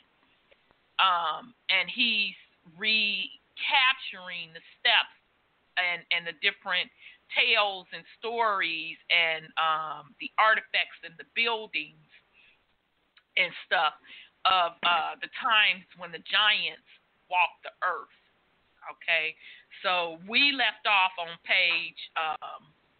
It's 1865, sis. Okay, it was 1865. Okay, 1865. Okay, so we left off on page 28. So I'm just going to back up to 27 to go to give a little bit more background, okay? Because he's rolling with a tour guide named Musa, okay? That's the tour guide's name. So I think of the wealthy king out of Africa, Mansa Musa. Apparently, that's who this man took his particular name. Now, who knows? I don't know if he related to that African king or not. And so, interestingly enough, they are roaming around in a town called Barak. I can't make this shit up. So, it says, the rain has ceased, the sky was clear, and the moon shone brightly, half revealing the savage features of the environs of Barak, or the environment. I can never forget that scene. Huge, masses of shapeless rock rose up here and there among and around the houses to the height of 15 and 20 feet, their summits jagged and their sides all shattered. Between them were pits and yawning fissures as many feet in depth, while the flat surfaces of the naked rocks were thickly strewn with huge boulders of basalt. Or basalt. The narrow, tortuous road by which Musa led us out was in place carried over chasms and in places cut through cliffs. Excuse me. I'm sorry, family. An ancient aqueduct ran alongside of it, which in former days conveyed a supply of water from a neighboring winter stream to the tanks and reservoirs from which the town gets its present name, Barak, the tanks. Okay, so we stopped and talked about how we knew that the Romans were the ones first recorded, according to their history, that built water systems via these aqueducts. Okay, and then I also reminded the family, based on the series we just finished with Black Nobility, that King James bloodline, which he, on his mom's side, is a Stewart, calls himself Roman, that he's of that Roman bloodline. Okay, he also claims the bloodline of Israel or Israelites. All right. A slow but fatiguing ride of an hour brought us out of this labyrinth of rock and over a torrent bed in a fine plain. We soon after passed the caravan, which had started some time before us, and as there were no danger to be apprehended, we continued at a rapid pace southward. The dawn of the morning showed us the rugged features and rocky border of Laha or Lajah, close upon our right, thickly studded with old towns and villages, while upon our left a fertile plain stretched away to the horizon. And here we observed with surprise that there was not a trace of human habitation. Excuse me, y'all, I'm so sorry. Except one on the tops of the little conical hills which rise up at the long intervals. This plain is the home of the Ishmaelite, who has always dwelt in the presence, literally in the face of his brethren. So he's quoting Genesis. And against whose bold incursions there never has been any effectual barrier except the munitions of rock and the heights of the hills. We rode on. The hills of Bashan were close in front, their summits clothed with oak forests and their sides studded with old towns. As we ascended them, the rock fields of the Lajah were spread out on the right, and there too the ancient cities were thickly planted. Not less than 30 of the 80 cities of Argob were in view at one time on that day, their black houses and ruins half concealed by the black rocks amid which they are built, and their massive towers rising up here and there like the keeps of old Norman fortresses. How we longed to visit and explore them, but political reasons made it necessary we should, in the first place, pay our respects to one of the leading Druze chiefs. On them depending the success of our future researches. Without their protection, we could not ride in safety a single mile through Haran. I felt confident that protection would be cheerfully granted. Still, I thought it best to draw the bridle until we researched the town of Hayat, from whence, after a short pause to drink coffee with the sheikh, who would not let us pass, we rode to the residence of Asad Amur at, I don't know if that's Hilt or Hilt, it's kind of blurry, where we met with a reception worthy of the hospitality of the old patriarchs. Once more we looked, and all is still at night, all desolate. Groves, temples, palaces, swept from the night, and nothing visible, save here and there an empty tomb, a fragment like a limb of some battered giant. Ooh. Dismembered. Okay, sorry. Yeah, dismembered giant. Damn. And they just had that in quotes, but they're not telling us who that quote was from, or am I missing it, Brother Sean? That's what I'm sitting up here looking for. I don't see no source from that quote. Because according to this, they put it in quotations, so somebody said it.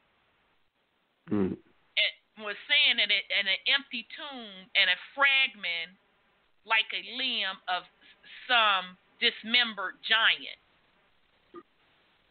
I wonder if they scrubbed that out of here. Because, well, we don't know who said that. That's just some quote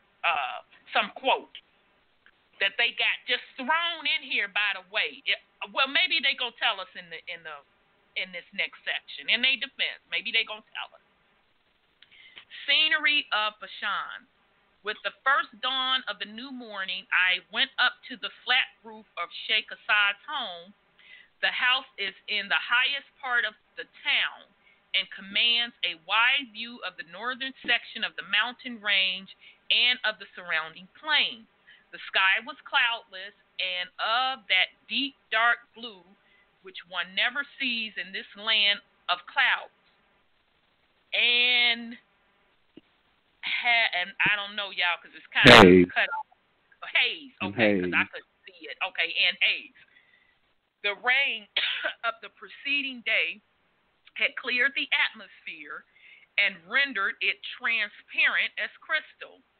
We hardly get to see that anymore, but anyhow.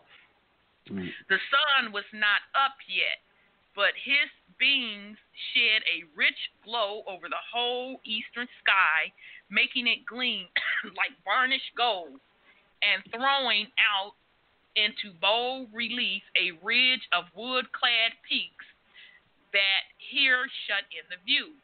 From the base of the mountain on the north, a smooth plain already green with young grass extended away beyond the range of vision, dotted here and there with conical tails on whose tops were the remains of ancient fortresses and villages. But on the west lay the objects of chief interest, the widespread rock fields of Argob, the rich pasture lands of Bashan encircling them and running away in one unbroken expansion to the base of Hermon. Okay, so they still ain't discussed that quote. So yeah, y'all, we don't know where the hell that quote came from. Up top talking about the body part of the giant up in some doggone cave. Okay. Long and intentionally did my eyes dwell on that magnificent landscape. Now the strange old cities riveted my attention, rising up in gloomy grandeur from the sea of rocks. Now the great square towers and castellated heights and tails along the rugged border of Argob were minutely examined by the help of a powerful glass, and now the eye wandered eagerly over the plain beyond, noting one and another of those dark cities that stud it so thickly. On the western horizon rose Hermon, a spotless pyramid of snow, and from it northward ran the serried, snow-capped ridge of Lebanon towards the rising sun. So he's also that Lebanon towards the rising sun. He's getting that out of Joshua. As I looked on that western barrier of Bashan, the first sunbeams touched the crest of Hermon, and as they touched it, its icy crown glistened like polished steel, reminding me how strikingly descriptive was the name given to that mountain by the Amorites, the breastplate or shield rather. He's quoting Deuteronomy off of the breastplate or shield. For an hour or more, I sat wrapped in the contemplation of the wide and wondrous panorama. At least 1,000 square miles of Og's ancient kingdom were spread out before me. There was the country whose giant, or Raphaim, because remember, last week we discovered that word Raphaim, and those of you that know the Bible pretty much should know that's affiliated with giant. And also, we discovered, according to him, in this particular text, excuse me, family, that Goliath, y'all know the story of David and Goliath in the doggone Bible, but the name Goliath is not the particular name of that giant. It is the name of a race of giants. So I found that interesting too. All right, so there was the country whose giant inhabitants the eastern kings smote before they descended into the plain of Sodom.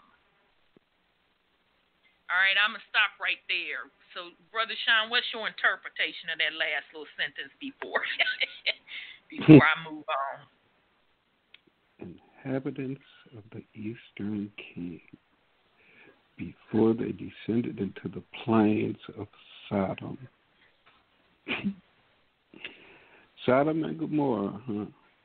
So right. that is associated with the giants and all type and manner of unnatural things taking place.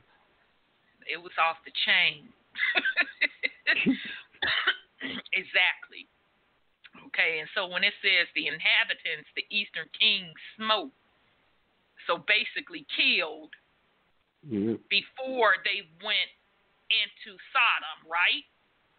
Mm-hmm. Okay, just making sure. There were those 80 great cities of Argob, whose walls and gates and brazen bars were noted with surprise by Moses and the Israelites, and whose cyclopean architecture and massive stone gates even now fill the Western traveler with amazement and give his simplest description much of the charm and strangeness of romance. So clear was the air that the outline of the most distant objects was sharp and distinct. Hermon itself, though 40 miles away, did not seem more than 8 or 10 when the sun embossed its furrowed sides with light and shade. Damn, he could see pretty far then. That was real clear. Really.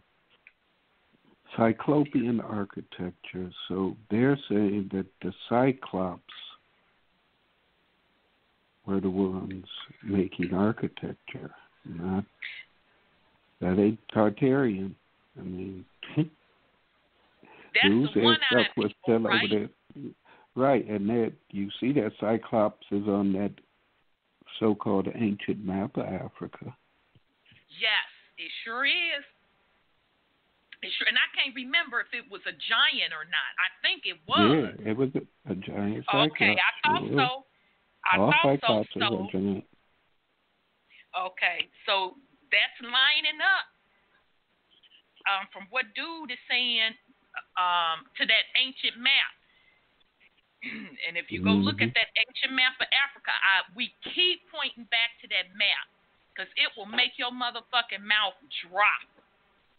You see a lot of species in that map. You see a lot of, quote, quote, what they're calling races in that map. It was some off-the-chain shit going on over in what they're now calling Africa, because it wasn't called that back then. And it shows the different kingdoms as well on that map. And it shows how it was battles with these different entities. And like you had, I want to say regular, quote, quote, who we would call regular looking humans, if you want to say, battling the giants, the Cyclops, and battling other species, half horse, half man. It was off the chain, y'all. That map was really, really off the chain. And then in the water, it was other motherfucking species floating around. So, you know, if you go by that map, it appears that the genetic experiments, mutations happened over in Africa and or a bunch of other beings from other particular, you want to call them planets or whatever, were over in Africa as well. Okay. So, yeah, good catch with that Cyclopean. Cyclopean. Cyclopean. All right. I was at length roused from a pleasing revere by a deep voice of Sheikh Assad giving a cordial and truly patriarchal salutation. I just love how he keeps throwing patriarchal out there. Mm-hmm. Oh, okay. So let me. Sorry. The Bedouin. What a glorious view you have from the commanding spot. I said when the compliments were over. Yes, we can see the Bedouin at a great distance and have time to prepare for them, was his characteristic reply. Okay, so I guess that's why he's sitting up on the hill, basically. So what do the desert tribes then trouble you here, and do they even venture to plunder the Druses? And remember last week, Brother Sean, we said we didn't know if that was Druids. Mm-hmm. It looked like Druids to us, but they're spelling it different here. Not a spot of borderland from Wadamusa to Alpo is safe from their raids, as Druses, Muslims, and Christians are alike to them. Okay, so that Wadamusa, that had to be a part of Mansa Musa's kingdom. I don't know if that was leftover part of his kingdom, whatever the case may be. But so that's interesting that he said the Druses, which makes me think now that it's really Druids, Muslims, and Christians alike. In fact, their hand is against all. Okay, so now this is the Sheikh Assad saying that they always on the lookout for the Druses, the Muslims, and the Christians. All right, so when the Anunnaki come up in the spring, their flocks cover the plain like locusts, and were it not for our rifles, they would not leave us a hoof nor a blade of corn. Today, their horsemen pillage a village here, tomorrow another in the Huttah of Sham or Damascus. They put Damascus in parentheses. And the day following, they strip the Baghdad caravan. Oh, my Lord, these sons of Ishmael are fleet as gazelles and fierce as leopards. Would Allah only rid us of them, and the Turks, Syria, might prosper. Okay, so again, this is 1865. And here you got still some motherfucking drama in Syria. Okay, the Sheikh describes the Arabs to the life, just as they were described by the spirit of the prophecy nearly 4,000 years ago. He, Ishmael, shall be a wild man, his hand against every man, and every man's hand against him. And he shall dwell in the presence of all his brethren. So they're quoting up out of Genesis.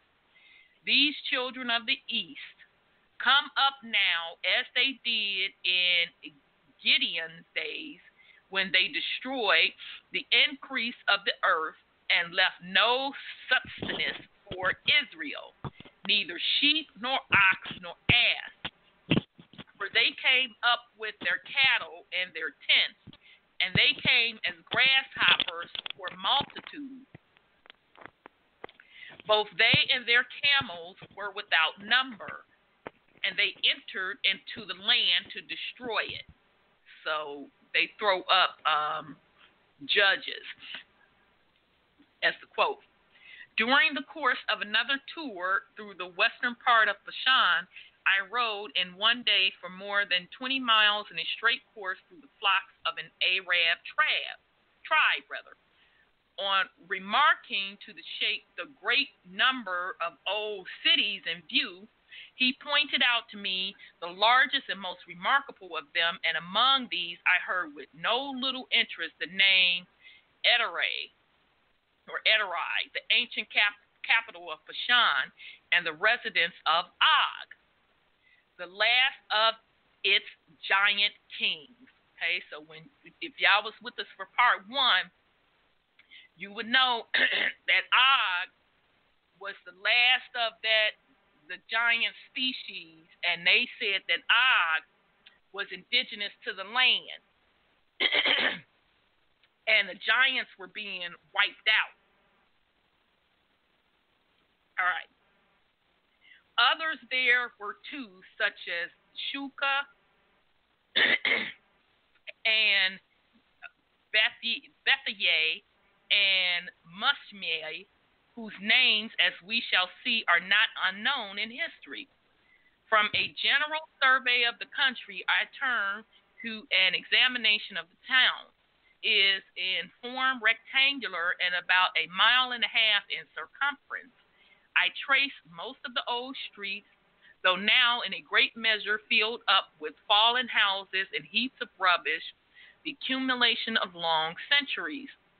The streets were narrow and irregular, and thus widely different from those laid out in many other cities in this land by Roman architects. So now I'm going to read that again. The streets were narrow and irregular, and thus widely different from those laid out in many other cities in this land by Roman architects. A large portion of the town is ruinous, but some of the very oldest houses are still perfect. They are simple and massive in style, containing only one story and generally 2 or 3 large rooms opening on an enclosed court. The walls are built of large stone, roughly hewn, though closely jointed, and laid without cement. So y'all should know what he's talking about when they show some of them ancient ruins, how them big-ass stones were stacked almost like a jigsaw puzzle. Okay. All right, the roofs are formed of long slabs placed horizontally from wall to wall, thus forming the flat housetop, where the people are now accustomed to sit and pray, just as they were in the New Testament time. Indeed, the housetop is the favorite prayer place of Mohammedanis in Syria. So he refers to Acts 9, Matthew 17, Isaiah 3, Zephaniah 5. The doors are stone, and I saw many tastefully ornamented with panels and garlands of fruits and flower sculpture in relief. There is not a single new or even modern house in Hit. Okay, so that's the name of the little area. It is Hit. The Druses have taken possession and settled down without any attempt at alteration or addition. Those now occupied are evidently of the most remote antiquity, and not more than half of the habitable dwellings are inhabited.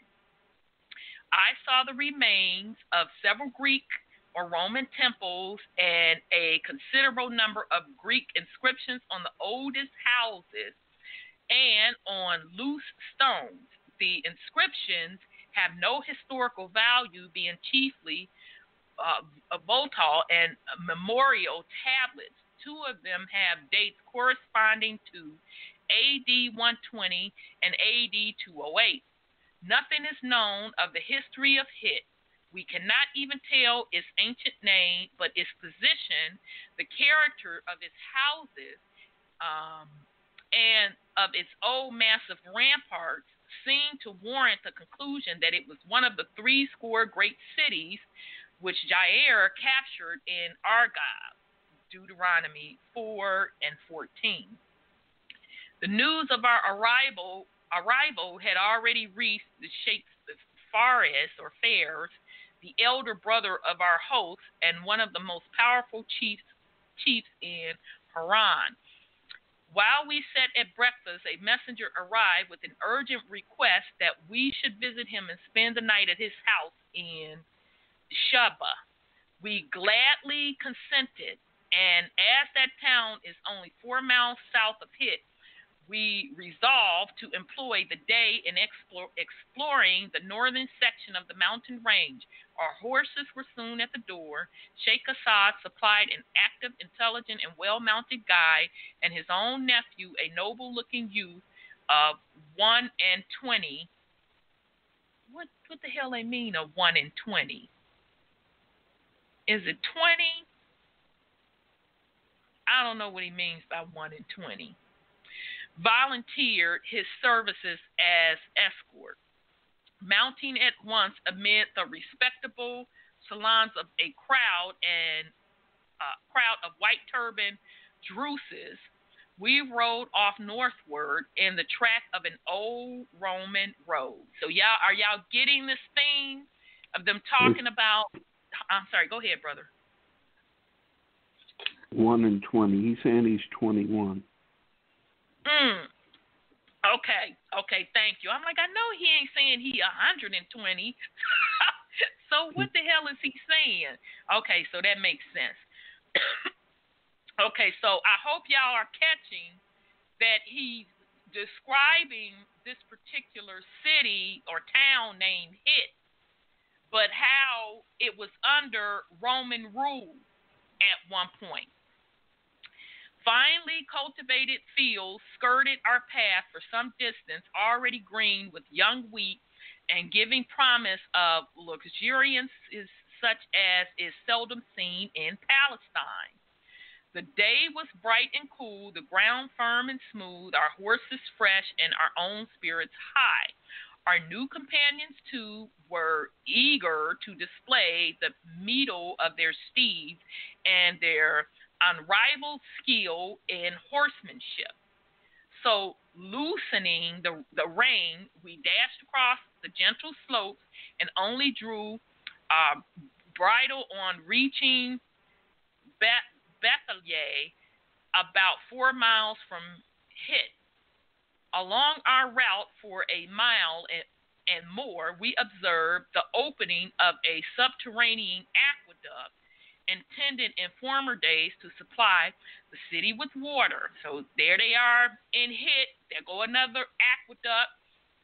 There go him seeing the inscriptions and seeing where this was once Roman occupied. Okay. Such aqueducts are common on the eastern border of Syria and Palestine, especially in Haran and the plain of Damascus. They appear to have constructed as follows. A shaft was sunk to the depth of from 10 to 20 feet at a spot where it was supposed water might be found. Then a tunnel was excavated on the level of the bottom of the shaft and in the direction of the town to be supplied. At a distance of about 100 yards, another shaft was sunk, connecting the tunnel with the surface, and so the work was carried on until it was brought close to the city where a great reservoir was made. Some of these aqueducts are nearly 20 miles in length, and even though no living spring should exist along their whole course, they soon collect in the rainy season sufficient surface water to supply the largest reservoirs. Springs are rare in Bashan. It is a thirsty land, but cisterns of enormous dimensions, some open, others covered, are seen in every city and village. It was doubtless by some such conduit as this that Hezekiah took water into Jerusalem from the upper springs of Gahan, and that's 2 Kings. All right, so I'm going to pause. Now, correct me if I'm wrong.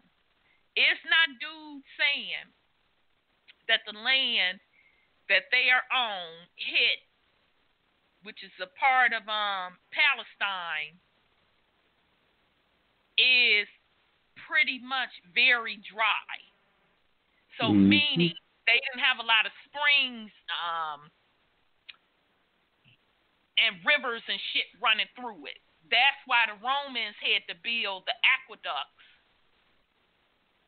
to supply these particular towns with water, unless I'm missing something. Mm-hmm. Okay. It is a thirsty land.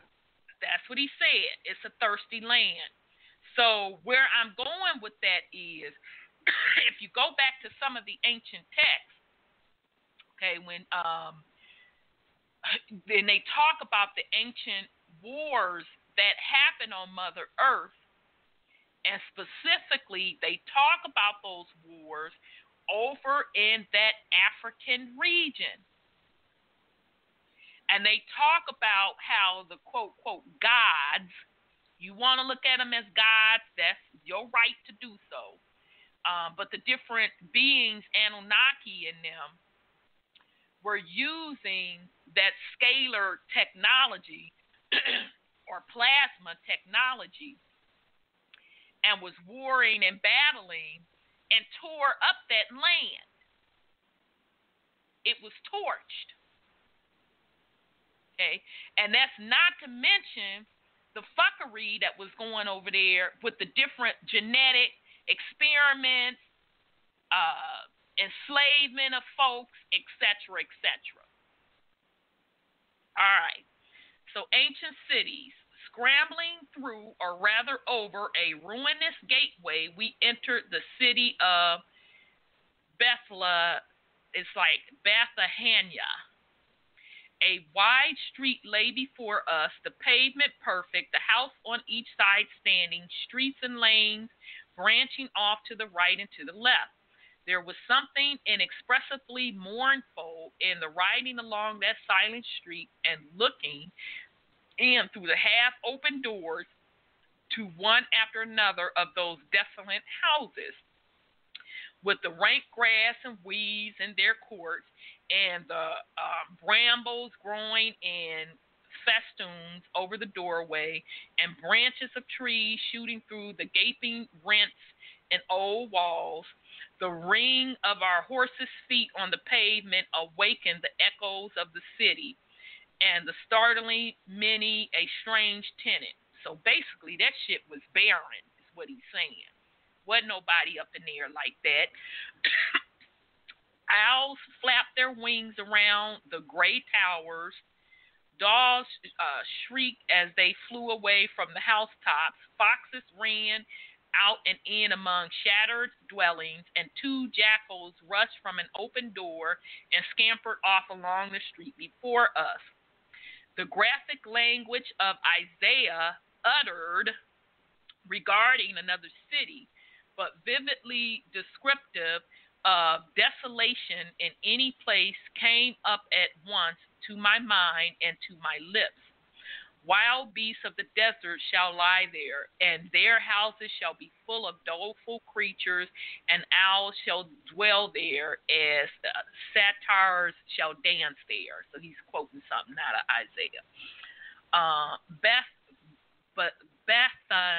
Bethania stands on the northern declivity, I'm getting tired, of the mountains of Bashan, and commands a view of the boundless plain towards the lakes of Damascus. About a mile and a half to the northwest, I saw two large villages close together. 2 miles further, on the top of a high hill, were the ruins of a town, which my guide said are both extensive and beautiful. 3 other towns were visible in the plain, and 2 on the slopes eastward. How we wished to visit these, but time would not permit. From this, as from every other point where I reached the limits of my prescribed tour, I turned aside with regret, because away beyond the eye rested on enticed ruins and unexplored towns and villages. Bethlehem is not quite so large. What'd you say? Bethany.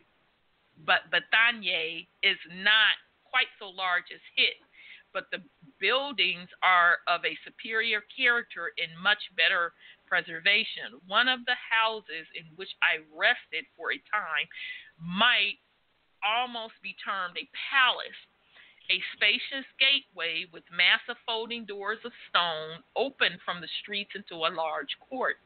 On the left was a square tower some 40 feet in height. Round the court and opening into it were the apartments, all in perfect preservation, and yet the place does not seem to have been inhabited for centuries. Greek inscriptions on the principal buildings prove they existed at the commencement of our era, and in the whole town I did not see a solitary trace of Mohammedan occupation, so that it has probably been deserted for at least 1,000 years. The name at once suggests its identity with Batanis, one of the 34 ecclesiastical cities of Arabia, whose bishops were in the 5th century suffragans of the primate of Basra. Batanis was the capital of the Greek province of Batania, a part of the what is that? What is he saying? Tetrarch, or do they mean patriarch? Tetrarchy. Okay, tetrarchy. What the hell does that mean? Tetrarchy. Tetrarchy of Philip, mentioned by Josephus, but included by Luke. Josephus, but included by Luke. In the region of that looked like a VD disease. Yeah, trichomoniasis. I think he's talking about Alexander the Great, and also Josephus. It was a family who had their hands in the New Testament, Pliny the Younger, and all that kind of stuff. So Josephus was a Roman, and if he's taking writings from a Roman, and he's talking about the Europeans, white or black, I don't know. Yeah, well, they had to be melanated if it was. Yeah, there's no doubt about it. They were melanated. They couldn't have been Caucasian. Well, Josephus, during the time of Titus and Vespasian, after I think Caesar was murdered, and so then they sacked Jerusalem, like I was saying before, and that is who. Now, Alexander the Great died when he was 33, and of some kind of disease. And then they split the kingdom, all of those areas they're talking about over there, into 4, and 4 of his generals took over that area. So Vespasian supposedly went in Jerusalem in 70 A.D., and I don't know, you said 500, but they have it recorded as 70 A.D. Yeah, that he went in there and destroyed the whole place. And then that is where you get that idea that the temples were changed into churches. And if you really want to see it, if King James really hated Catholics, then why are the Catholics in control now? And they own all of the planet. So some history is stripped out of that document he's talking about, because Josephus was a family, and all these people were playing roles as characters in that Bible. And they have a movie on it and all kinds of stuff. But anyway, I just was kind of commenting on some of the characters. That's a good drop. Good drop, sis. Good drop. The term tetrarchy describes any form of government where power is divided among 4 individuals. Okay, so that would make sense. But in modern usage usually refers to the system instituted by Roman emperor You go. Diocletian in 293, marking the end of the crisis of the 3rd century and recovery of the Roman Empire. That's what they did. Okay, that makes sense then. That makes sense. So this is where it gets tricky for me.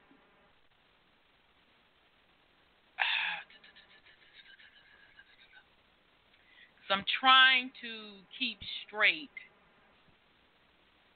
the bloodlines.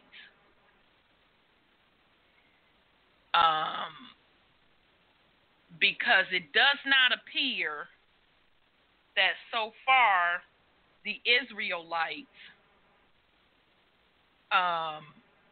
warred with the indigenous people and came and conquered land. So who is Philip and them? That's what I'm trying to keep straight up in my head. Well, Philip of Macedonia, I believe that was Alexander the Great's father. Because when Alexander his father sent him to take down the land, and he went into Jerusalem, and he was conquering. He was conquering. But when he got to the temples with the priests, he let them live. But he was killing folks left and right as he went through. So Philip, I'm pretty certain that was Philip of Macedonia who was Alexander the Great's father. Okay, so what bloodline is Alexander the Great then? Would be Greek. Okay, so how do the Greeks and the Israelites tie together? Actually, I'll back it up. I'll make it even simple. How do the Greeks and the Romans tie together? Good question. Let me think about it. And that's okay if you don't know. I'm just trying to keep it straight because somebody is lying somewhere. But go ahead. Alexander the Great was a great warrior, they said. He went to the what do they call them schools over there to learn. And the mystery schools. Was to learn, and he went crazy conquering all of those areas over there. And he had a great kingdom like Constantinople and all those kind of places. And were divided among his generals, and then the Greeks were overcome by the Romans, as I can recall. I'm not too certain from that, straight out. But and then the generals were bickering among themselves, so they were easy to take down as well because there was no unity there. Right, and here's what I'm thinking. I think that it's the same bloodline, but they were fighting each other, and the power,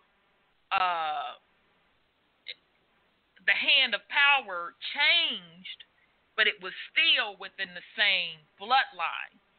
And I'm only saying that because I just could never get past the fact that King James said that he's of the lineage of Greek and Romans. Now that's just me, because it's just not adding up that these are different people or bloodlines, because it's not being accounted for. So I think it was this quote ruling class of the same bloodline, but kind of split off when folks started marrying folks, whatever the case may be. But they kept battling each other for power. But both sets of or the same bloodline, although they split into sub-bloodlines, kept going across the planet conquering. And so war kept following them, because you have the Israelites on record of going to different lands, taking it over, battling it, and their only excuse was because God told them to do it. Okay, yeah, right, whatever. Then you have documented the Greeks doing it. Then you have documented the Romans doing it. So it's just the same pattern. And wherever these sects follow, the Israelites, the Greeks, the Romans, they're don't forget the Egyptians. Oh, yeah, and the Egyptians my fucking ass, too. True. But the Romans are the one who brought in Catholicism and not Judaism. And that's what the planet is. But that was a split in the bloodline, though. It was the same bloodline. It was just a split in it. It was a political split. I do know that. I would give you that, political and quote, religious. But I'll totally give you that.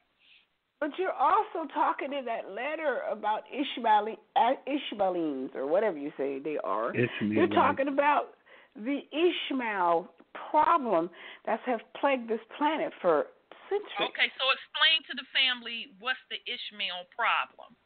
Well, that's the one that Abraham asked, Sarah, asked one of the Abraham, maids or somebody. Yeah, to go into the maids, and that's where the firstborn was born. And then Sarah then begat Isaac. And got pregnant. Mm-hmm. Got pregnant, and there you have that surrogate problem. But Hagar, the one that he was Sarah's maidservant, was also an Egyptian. She was an Egyptian princess. So there you have her bloodline there.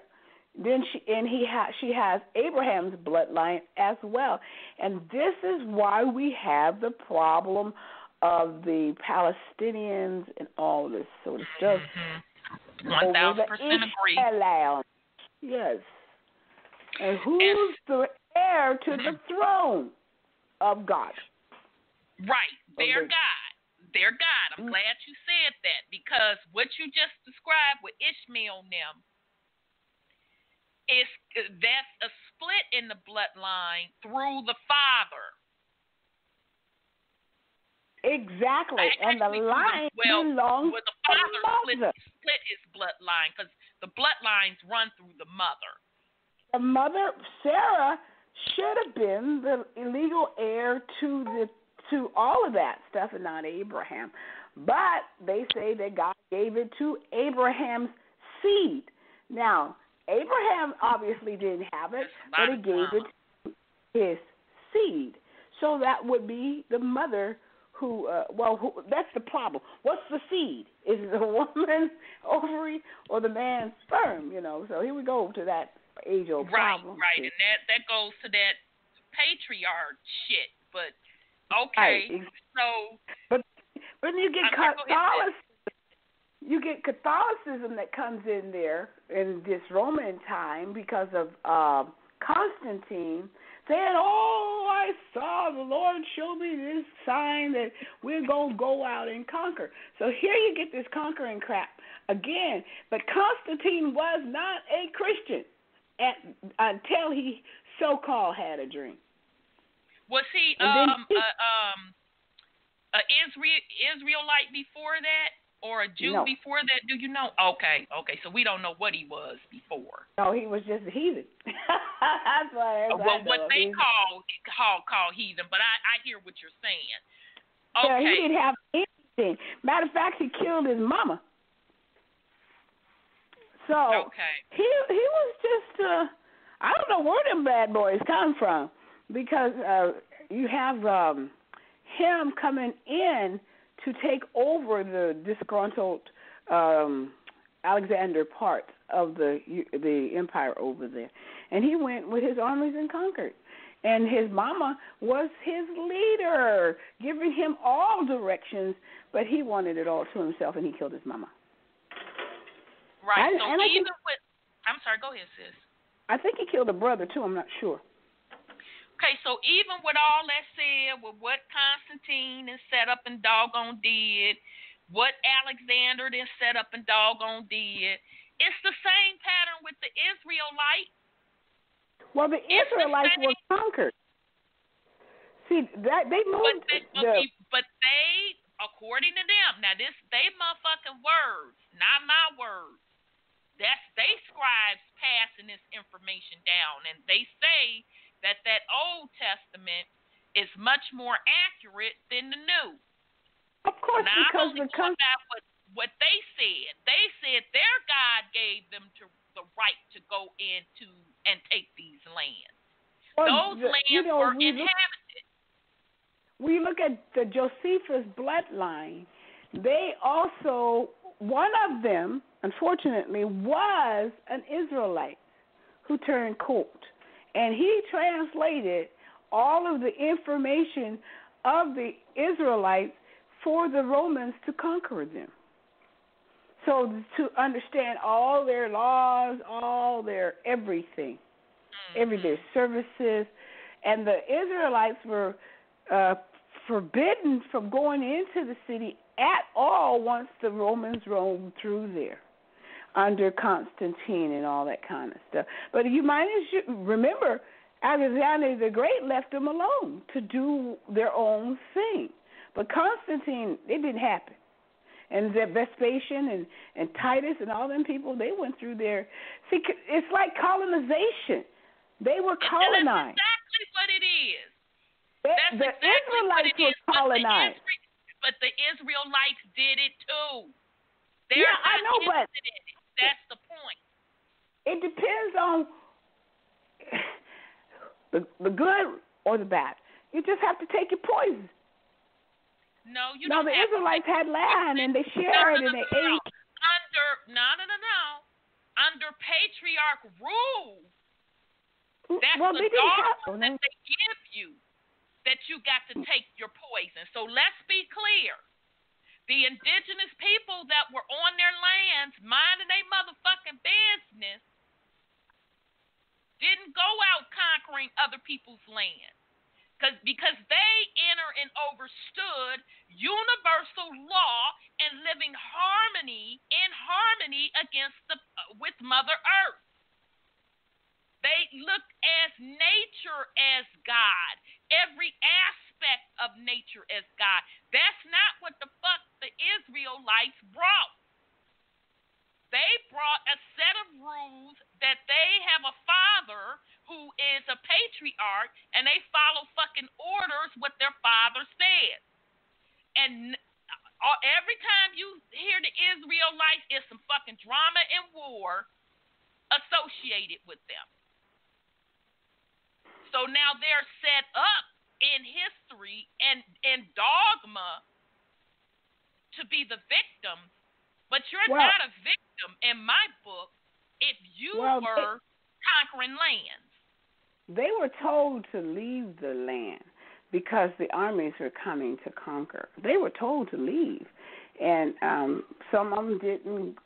Who told them to leave? Who told them to leave? One of the prophets told them to leave the land, that this army was coming to conquer them, and they stayed. So they never went out conquering other lands. I didn't say that. I didn't say that at all. Did you hear me say that? Okay. I didn't. I said at that time. Yeah, I hear what you're saying. They had settled down to become farmers and shepherds and whatever. Right, but universal law, you don't get to cross your motherfucking legs and kick back when you have caused trauma upon Mother Earth. Because I've said, and I've said again, each indigenous blood that has hit Mother Earth through war and conquering will be accounted for. So that's why I tell people, you go stand out in the motherfucking elements and you tell Mother Earth what you felt it should be and why your God told you to do what you did. So no, they don't get to live comfortably because they were wrong out the fucking gate.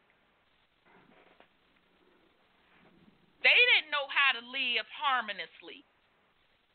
They took what they wanted from a set of indigenous people and thought they was finna cross their motherfucking legs. Mhm.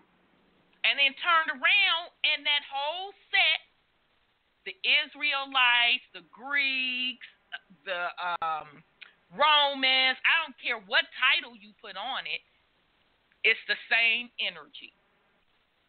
It's the same energy. War, conquering, colonizing, stripping the land of the resources because they are not in harmony with the land. They fuck up the land, and then they stinking asses have to move on somewhere else to do the same thing over again if somebody don't roll down on them and war on their ass. But you have to remember. You have to remember Psalms 83, where the title of Israel was stripped from the original ones, and it's not the original people anymore. But who gave them that title? Who gave them the title? Yeah, who gave them that title? The land, I suppose. So and the Most High ordained it. So the land just jumped up and said, "You Israelites." Well, the Israelites that are, well, they're not looking like us anymore. No. So Let's stick with what you said. You said they was given that title. And see, here's the problem with melanated people. We get so in love with these titles. Who gave them the title? Because people carry a lot of weight to that Israelite title. I'm not fucking impressed personally. So I want to know who gave them that title. Their God, according to them, gave them that title. And along with that title, according to their God, long as they follow their God's orders, and their God's orders had some fucked up shit with it, as soon as they didn't follow their God's order,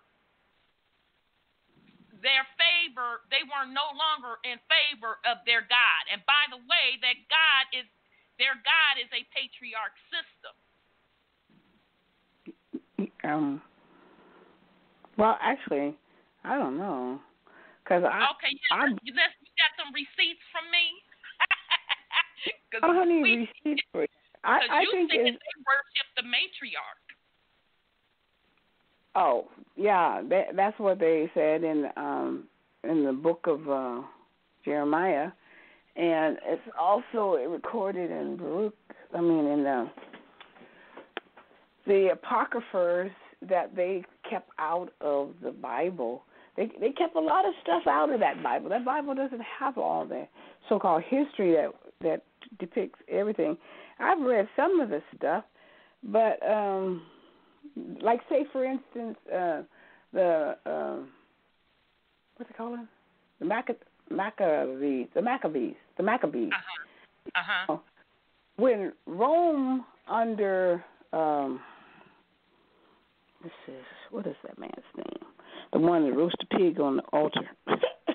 when they came in there, the Maccabees, and you said that the Maccabees were the Scottish and the whatever, and so the Macs, the Scots, and the Irish people, they were, and then people were taking that around to say it's white folks because of the Maccabee kind of title.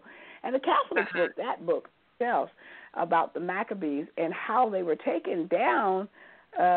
What is that man's name that roasted the pig on the altar? And because it was part of the Hellenistic period of the Greeks. It was during the Hellenistic period.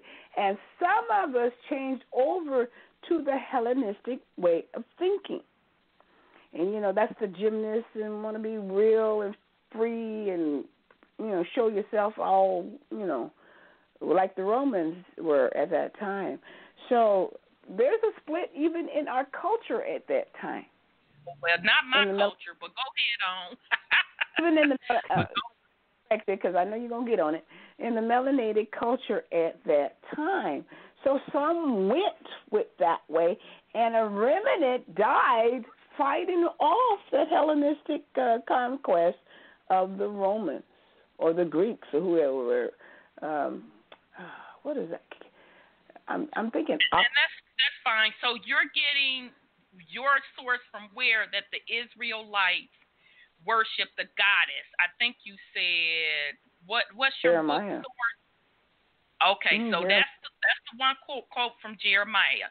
All right. Then so the Apocrypha, we're talking about the creation. We've gotten away from the creation, and that we worship the creator of this planet and so on and so forth. They talk about how we got away from that. And the Hellenistic period was a change in how we viewed things.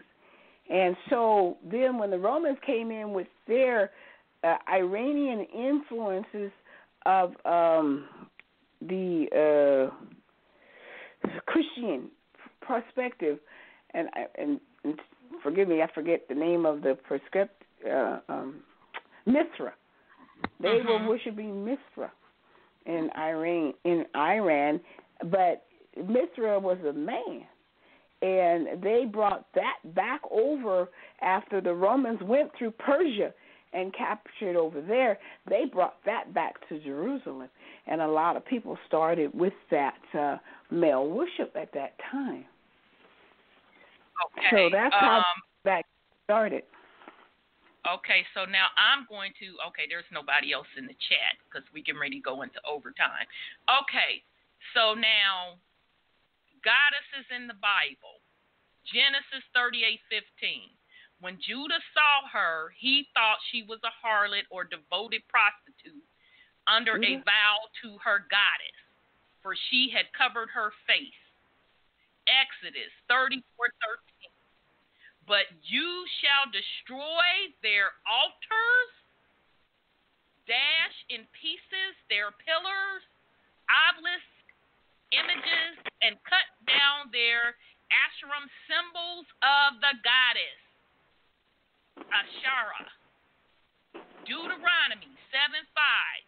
But thus shall you deal with them. You shall break down their altars and dash in pieces their pillars and hew down their Asherim symbols of goddess and burn their graven images with fire. Deuteronomy 16:21. You shall not plant for yourself any kind of tree dedicated to the goddess Asherah beside the altar of the Lord your God, which you shall make. Judge. Wait a minute, hold on. Okay, because it's 33 of them. I ain't going to read all of them. I'm just going down the list, and clearly they were wiping out goddess worship. A lot of that stuff was altered by the Christians when they started. Okay. But listen, what they were doing was, according to what I understand, was making sacrifices of children. Now, women, you think women did that? No. Women don't sacrifice their children, but that's what they claimed was happening at that time. So that's why they tore down the altars, because they were sacrificing children. Not all these references to this goddess. No. I'm just saying, as I recall, they were sacrificing children for the harvest and all kinds of stuff.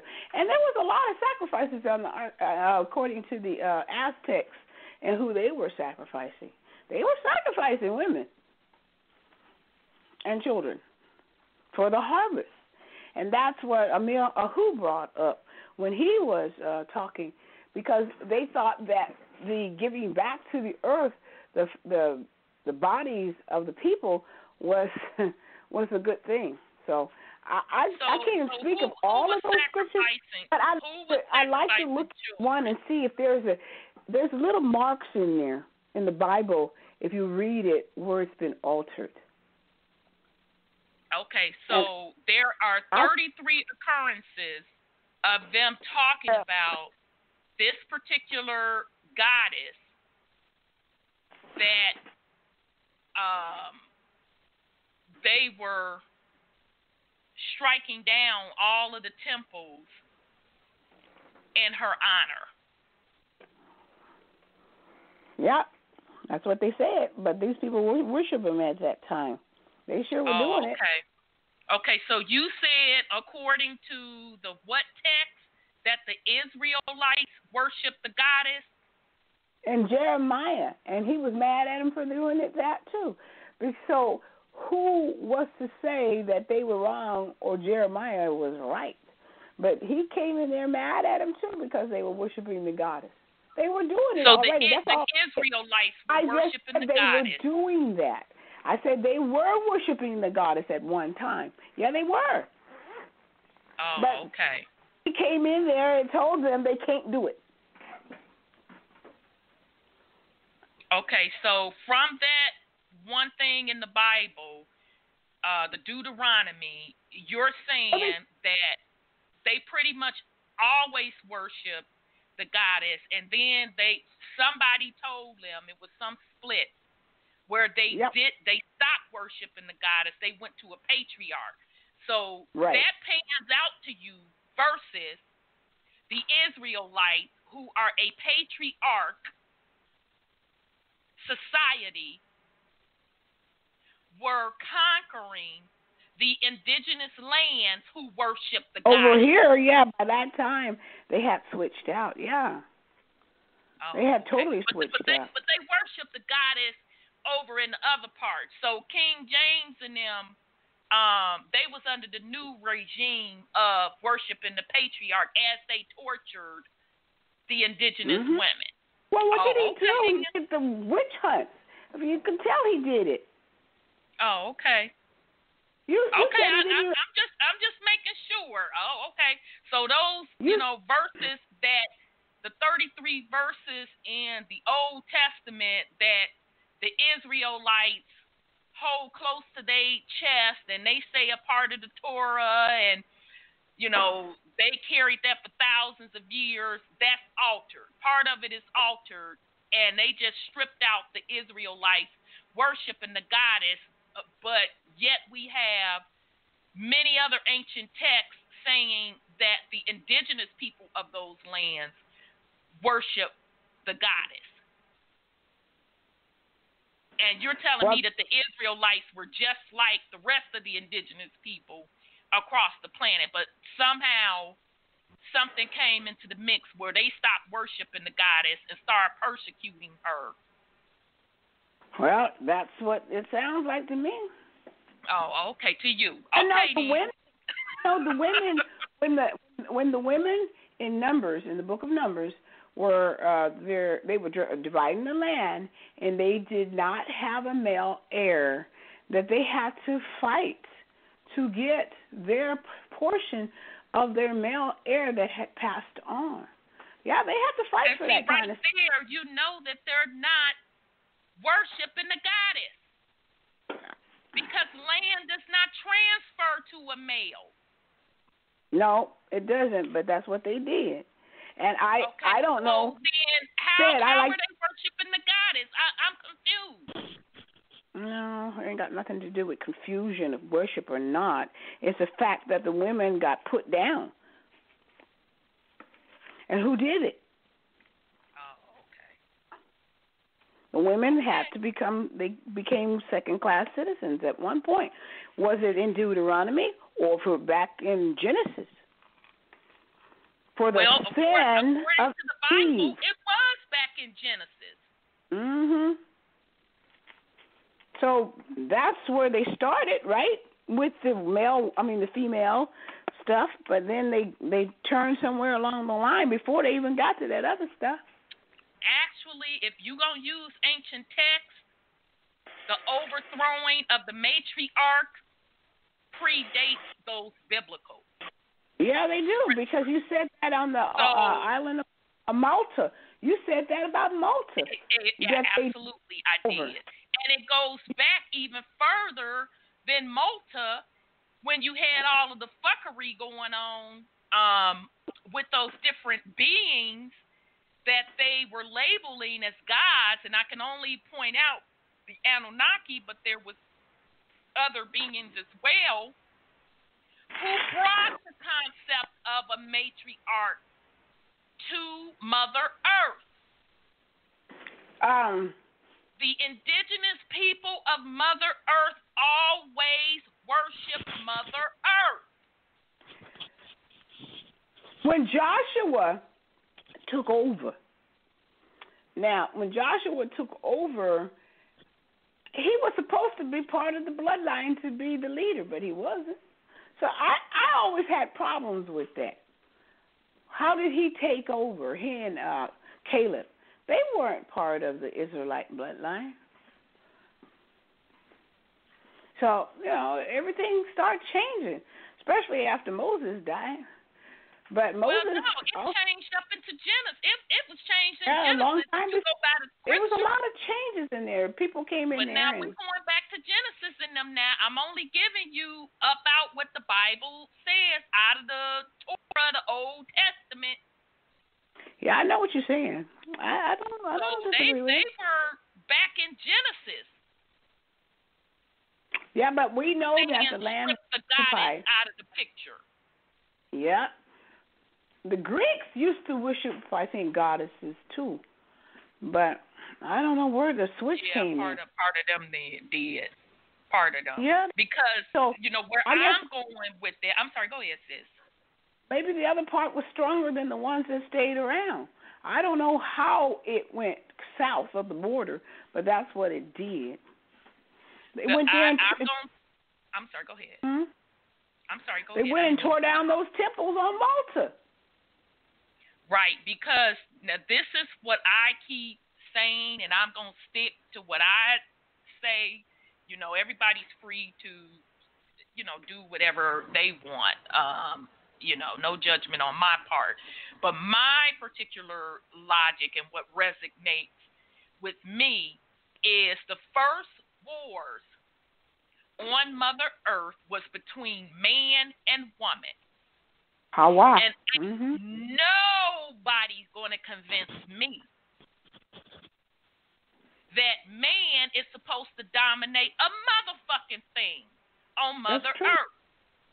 It was between Women a man. were on Mother Earth millions of years, if not billions of years, before the Y chromosome was even invented. So the first war was that Y chromosome against the X, getting motherfucking out of line. Mm-hmm. And it's that Y bloodline with those other beings that fucked up their own little civilization that brought that patriarch bullshit. And all you have to do is trace the bloodlines. Out of the gate, the author said Noah was a giant. Well, if Noah was a giant, then King James can't be part of his line, huh? Unless King James was a giant. But you cannot judge it by that because you're talking about, a bunch of years of mixing in. Well, now, then I'm they have going by what King James said. Now, he the one said his bloodline is tied to Noah and them. And he is a Jew. He's a Roman. He's a Greek. But everybody's purpose is to say who they are is for power, right? And that is true. That is very well true. That is very well true. So even if he was a liar, not telling the full story about his bloodline, I'm saying what the Israelites or Jews and people that's claiming that title tell the full story. You can't tell part of the story. They were conquerors. What I'm saying, if King James was a Jew and the Apaches are the lost tribe, and most Indians on this continent is a lost tribe. King James has to be an imposter in my eyes. That's the way I look at it. Okay, and that's fine. Okay, we'll put him as an imposter. We're going to sit him aside. Sit you on the side, King James. Yeah, so, according to... you shocked me to tell me that King James is, was over this land and the indigenous people, and he had 13 kids. And I'm like, huh? Because I think King James kind of fudged a lot. Oh, okay. So we're going to sit King James aside. Let's stay on Israelite. We're going to take him on out the picture. Let's stay on Israelite. He can't be Israel.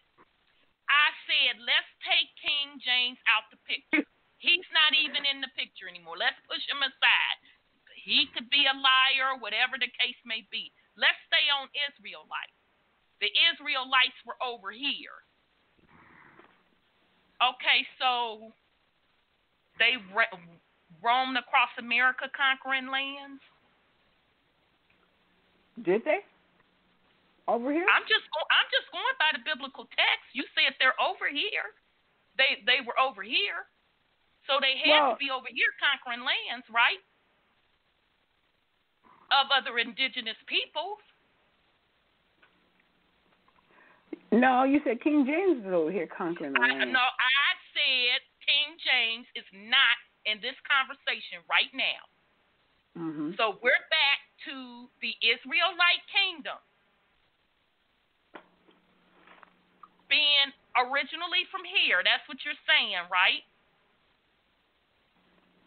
I'm talking about the original people, not the imposters that came over here to conquer. That's who I'm talking about. That's exactly I believe our people ran over here, and they came. We ran over here from where?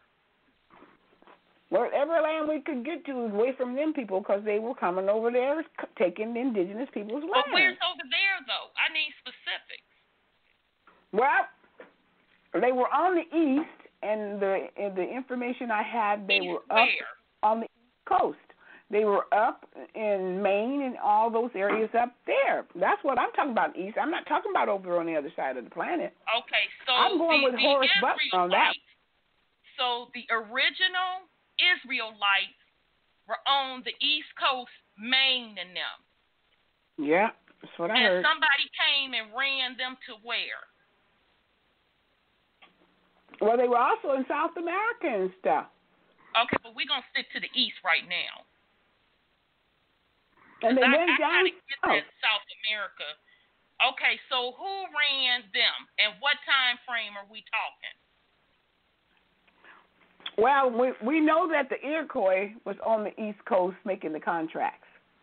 And then so now we're back in the 1600s, and I'm back in the biblical days. I ain't got off of the biblical days. Where did the Israelites come from? I'm not on the 1500s, none of that. I know that story pretty well. I have an opinion, and it's my opinion. I'm going to stick to it. Okay, so that's all I wanted to hear you say, your opinion. It is my opinion. This is how it is. We're Israelites, woo-da-woo-da-woo. I can accept that, and I can respect that. That is your right. Indians, the American Indians are the lost tribe of the so-called, if you want to put the title of Israel on it, do it. But that's who they are. Okay, from where? From here. When you bring the lost tribe, but we lost, though. Where we lost from? Because when you bring that Americans in there, then that's how bloodline in it. We're lost from a position and not a place. I'm not talking about this is the original Israel.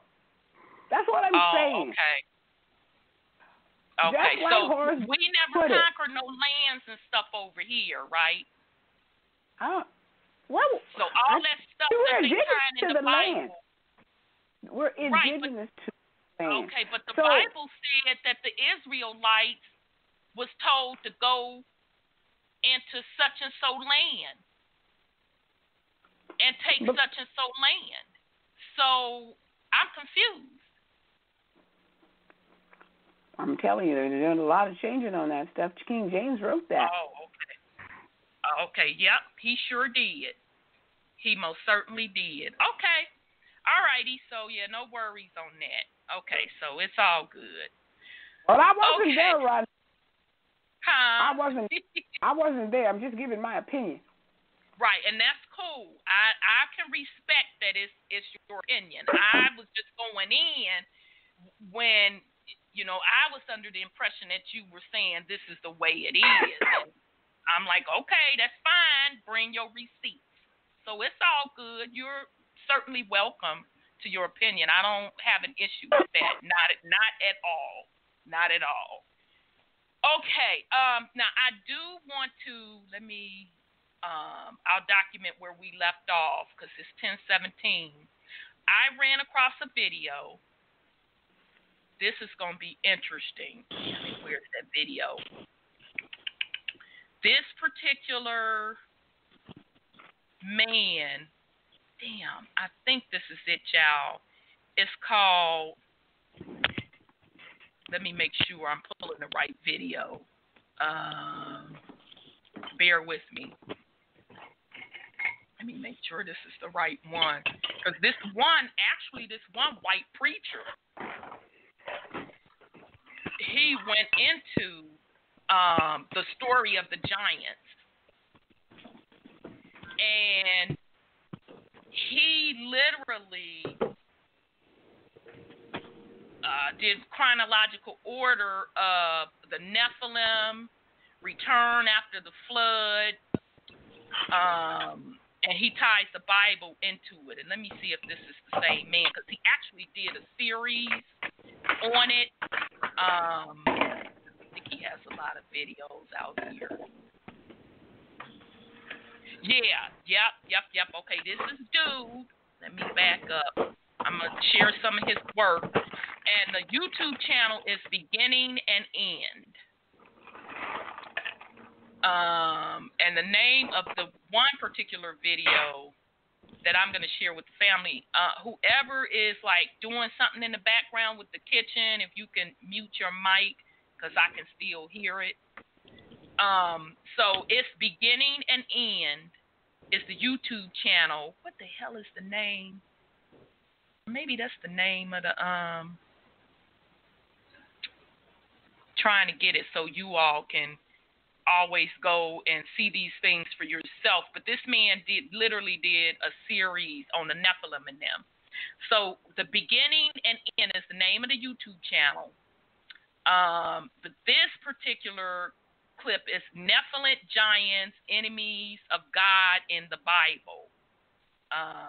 So I'm going to pull this video because he's going to run down the line talking about the different bloodlines and the wars that were going on. Okay? So I'm going to play the first part. It's only going to be 10 minutes, and then we're going to come back and chop it up. So here we go, family.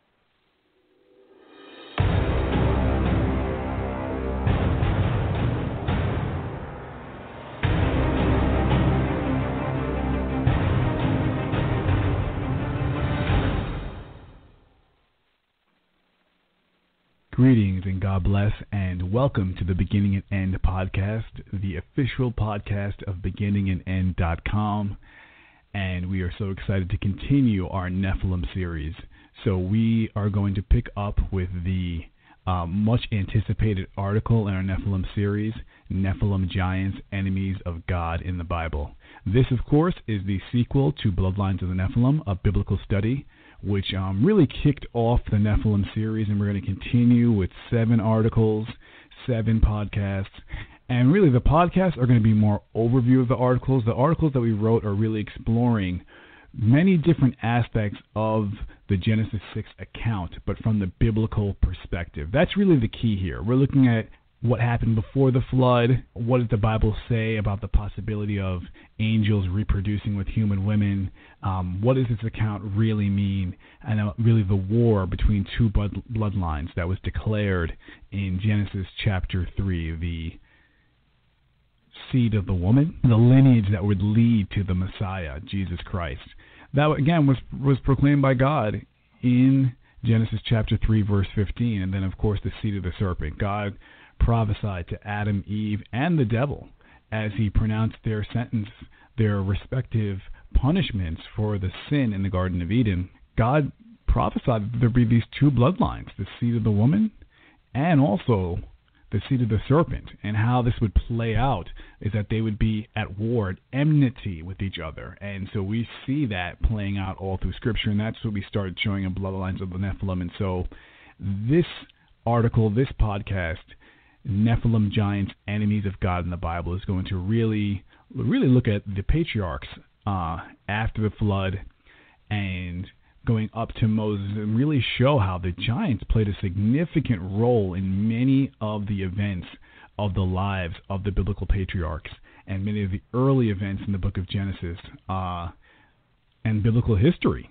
So without further ado, we will start our overview of the article.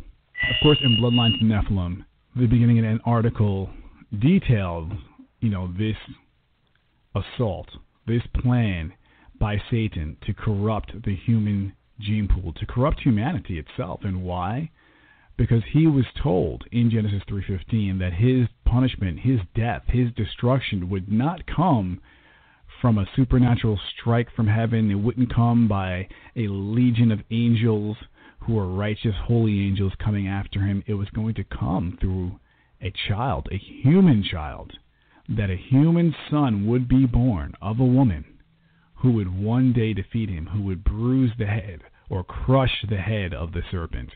Who was this seed? Well, of course, it was Christ Jesus. But at that time, going back to Genesis 3, going back to the Garden of Eden, the devil was unaware of who that would be. And so the easiest and certainly the most widespread way as humanity grew in population and in numbers was to assault the very essence of humanity itself, which is our genetics, which are people, humans being made in the image of God.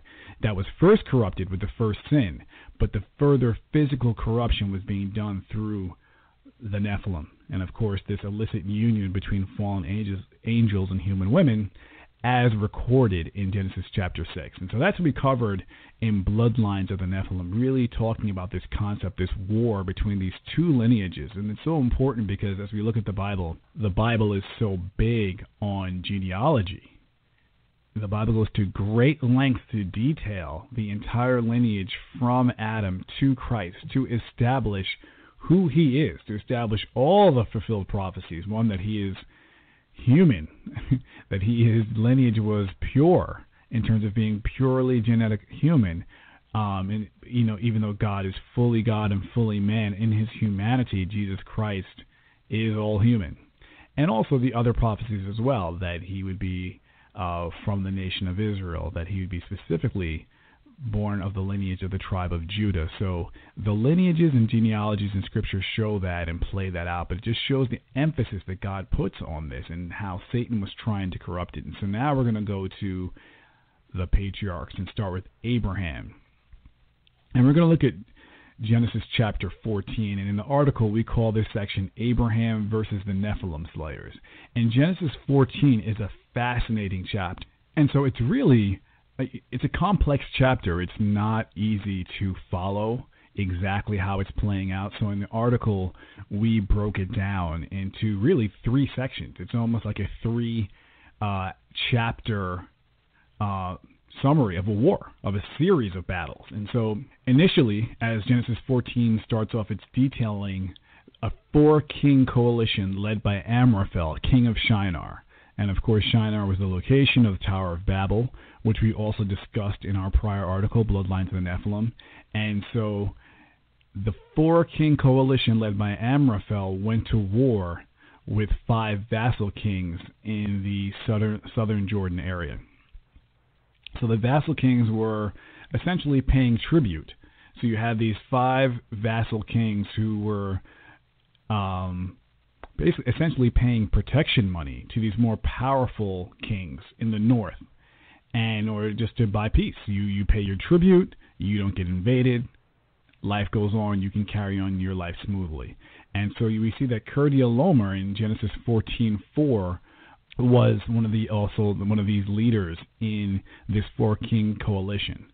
And in Genesis 14:4, we read that the arrangement was essentially broken by the vassal kings. And so we read, 12 years they served Kerdialomer, and in the 13th year they rebelled. And so that's what really started everything. In year 13, the 5-king coalition decided, we're not paying the tribute anymore, we're done with this arrangement, and which is essentially an act of war. You're invoking war because you're refusing to pay. So now the 4 kings say, okay, we're going to come and punish you for it.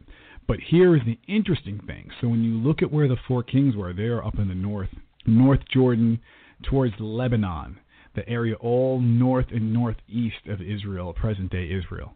And to get down, they were traveling east of the Jordan River, and they were going right through the heart of the territory where many of the post-Diluvian giants were, where the post-Diluvian Nephilim were situated. So in order for Kerdialomer and these 4 kings, Amraphel and these 4 kings, to make it down to punish these 5 kings and wage war, they had to go through the heart of a major Nephilim territory. And what we find that's interesting is that they were able to defeat the Nephilim, these human armies.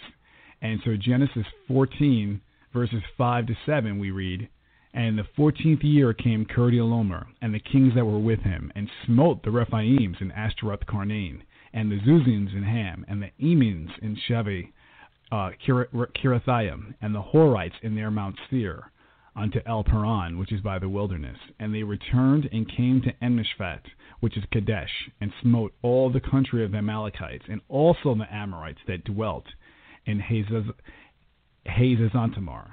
Many times this is seen as, just a normal battle between human armies, but they were actually battling giants. And we quoted a book called Scripture Geography, and this is an amazing thing. There's a lot of 18th century, 19th century books by theologians, by pastors, by lay people who are just lay Christians who were very interested in the topic of the Nephilim. And so this is one of those books. And in that book, Scripture Geography, we read, but when Abraham first sojourned in the land of Canaan, we find this country possessed by the Rephaim, Zuzim, and Emins, names which imply men of more than ordinary strength and of a gigantic. So theologians for centuries have recognized that these groups, these tribes, were giants. These were post-flood giants. And so we're going to just take a quick examination of them and start with, as the Bible details them in Genesis 14, and start with the Rephaims. And so who were the Rephaims when we read Genesis 14? Well, in the Septuagint, which is, again, the oldest extant version of the Old Testament, and so it's the only version of the Old Testament it's a Greek text, but it was translated from Paleo-Hebrew, which is the original Hebrew of the Jewish people. Of course, the Hebrew alphabet now has vowel points, is a different alphabet from the original Hebrew alphabet in the days of the Old Testament. And there we read that in Genesis 14:5 in the Septuagint, it reads, and in the 14th year,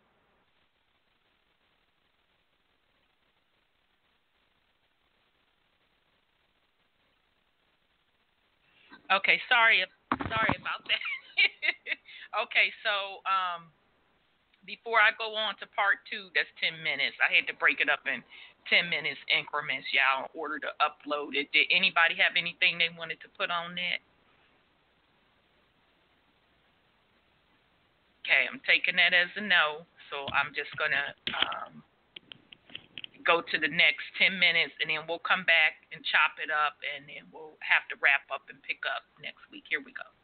It reads, and in the 14th year came Kerdialomer and the kings with him, and cut to pieces the giants in Ashtaroth and Karnaim. So rather than saying Rephaims, it just calls them giants. So the Rephaim were giants, and the Hebrew word Rapha, which is the singular form of Rephaim, is often translated in the King James Version as giant.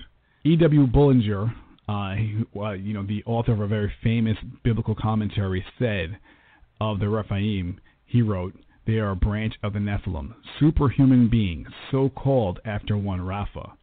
So clearly the Rephaims, according to many different sources and according to Scripture, they were giants. And of course, Og of Bashan, the King Og of the Amorites, he was one of the, again, post-flood rulers who we see later on in Scripture. He was said to be one of the last of the giants, of the Rephaim. That's how the book of Numbers describes them. So those are the Rephaim. So again, we're just establishing that these giants were playing a major role and were definitely present in and around the promised land after the flood. So now let's get to the Zuzims. The Zuzims, of course, were also another one of these races of post-flood giants. They are described in Deuteronomy 2, and there we read God speaking to the Israelites and saying that when thou comest nigh over against the children of Ammon, distress them not, nor meddle with them, for I will not give thee the land of the children of Ammon, any possession, because I have given it unto the children of Lot for a possession. That also was accounted a land of giants. Giants dwelt therein in old time, and the Amorites called them Zamzumims, a people great and many and tall, as the Anakims. But the Lord destroyed them before them, and they succeeded them and dwelt in their stead. So there are a couple of interesting things here in that passage. First of all, we read that between Deuteronomy 2 and Genesis 14, there's a number of interesting facts about the Zuzims, that they resided in the city of Ham. It said the Zuzims were in Ham. So this gives further indication of their lineage being through Ham, and specifically through Canaan. And as we discussed in Bloodlines of the Nephilim, is really Canaan's descendants. Canaan was the grandson of Noah, who was cursed by Noah in an inexplicable, very bizarre situation. And so it's really through Canaan that we see his descendants were the giant races after the flood. And so it stands to reason that there was some connection between that and the fact that Noah chose to curse Canaan after Ham, his father, sinned against him. So this also shows again that Ham, contrary to what many people teach, his descendants were in the Middle East, and certainly in the land of Canaan, and not just in Africa, as many people teach in Sunday school and things of that like. So those are the Zuzims. Next we have the Emims. Adam Clark's commentary on the Bible says of the Emims, a people great and many in the days of Moses, and tall as the Anakims. They dwelt among the Moabites, by whom they were reputed giants. So again, we see that they were giants living in the area of the Promised Land. Theologian Jonathan Gill, who was a contemporary of Charles Spurgeon in the 19th century, he wrote of the Emims, they had their name from the fear and terror they put men into because of their gigantic stature and great strength. As follows, it is probable they were the descendants of Ham. So again, we see more confirmation that these tribes were all a part of the post-flood Nephilim. Next, we'll look at the Horims.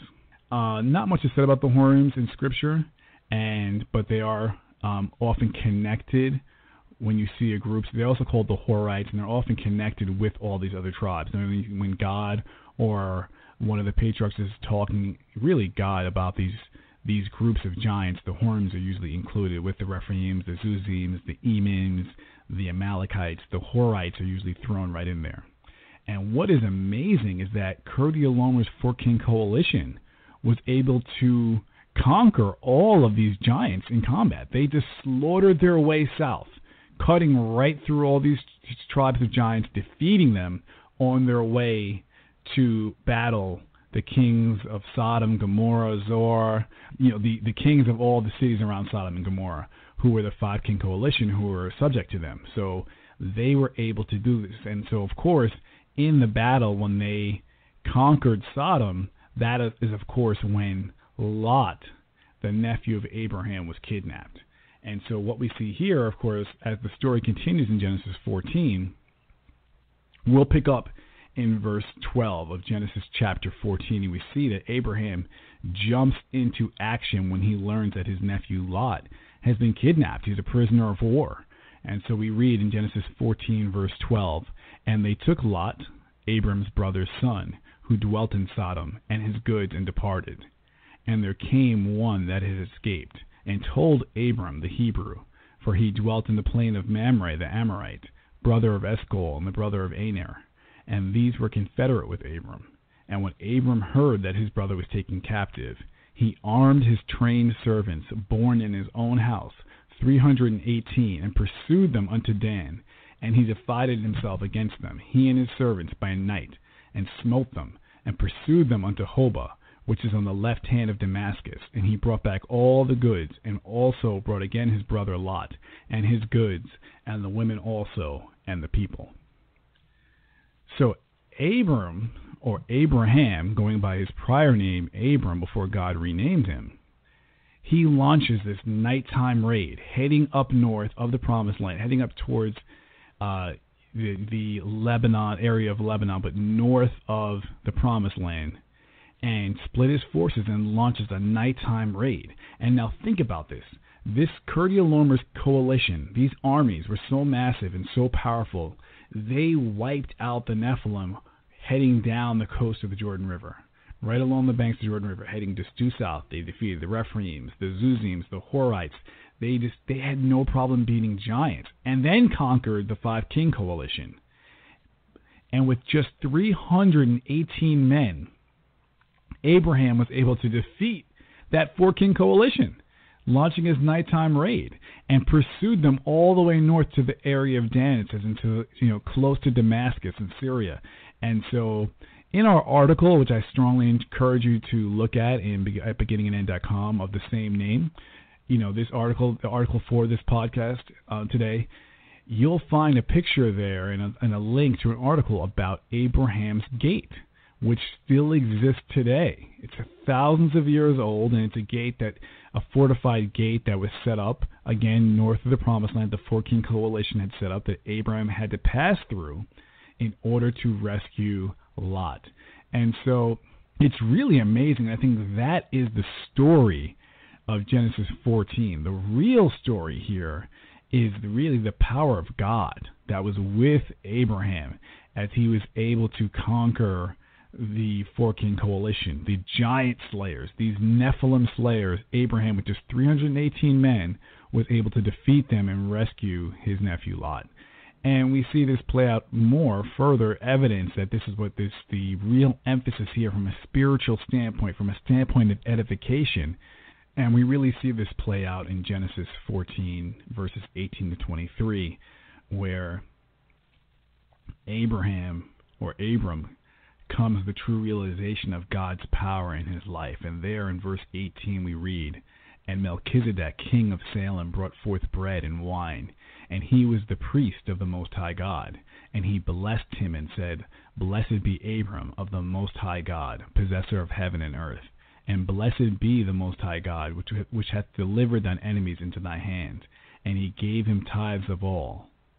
And the king of Sodom said unto Abram, Give me the persons, and take the goods to thyself.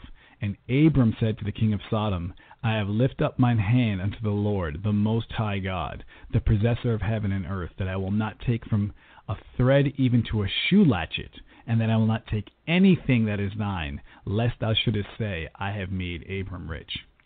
So this is an amazing passage because it's really an epiphany for Abram, because Abraham is now realizing this is the first time he refers to the Lord as the Most High God, or El Elyon in Hebrew. So this is his understanding, this title of God. And of course, there are many in the Old Testament, but this particular title, God the Most High, means that Abraham is recognizing at this point in his life that God is the true supreme ruler above all angels, above all heavenly realm beings, whether they be angels, whether they be Nephilim, hybrids. God is ruler over all. And so this is a real amazing passage, because Abraham is coming to a full faith and understanding of God. God revealed himself in the miraculous victory he gave to Abraham, and that's what Abraham is really. Okay, so again, that is from the YouTube channel, and I know he had a lot of biblical stuff in there, but I'm playing it because he's chronicalizing the giants, and it's tying back to some of the texts that we're reading, although there are some discrepancies. But one thing that stood out I want to talk about. before we conclude. So, but that's off the YouTube channel, Beginning and End. And the name of that video is Nephilim, Giants, Enemies of God in the Bible. Now, this particular man, I don't know if he's a preacher or whatever the case may be. He did an entire series on the Nephilim and the Giant. He got about 7-something videos up there, and that's the only thing he has up there. What stood out to me, and once we get to the other two parts, so I'm confused because if they were fighting the Giants, the Israelites, but Noah cursed his son because he didn't do something, and it appears he was associating his son, Noah's son, with some type of giantness.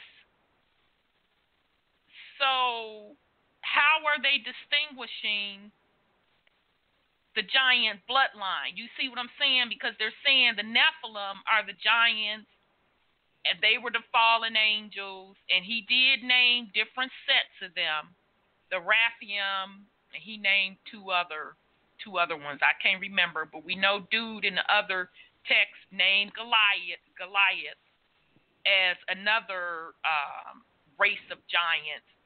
But he once again confirmed that Noah's son was a giant, so therefore Noah had to be a giant, which dude in the book that we're reading is also said that Noah is a giant.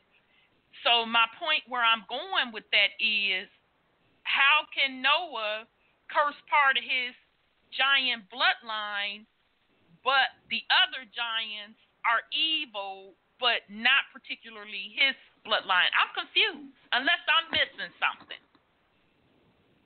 Because I keep going back to the same thing concerning the Hebrews/Israelites bloodline.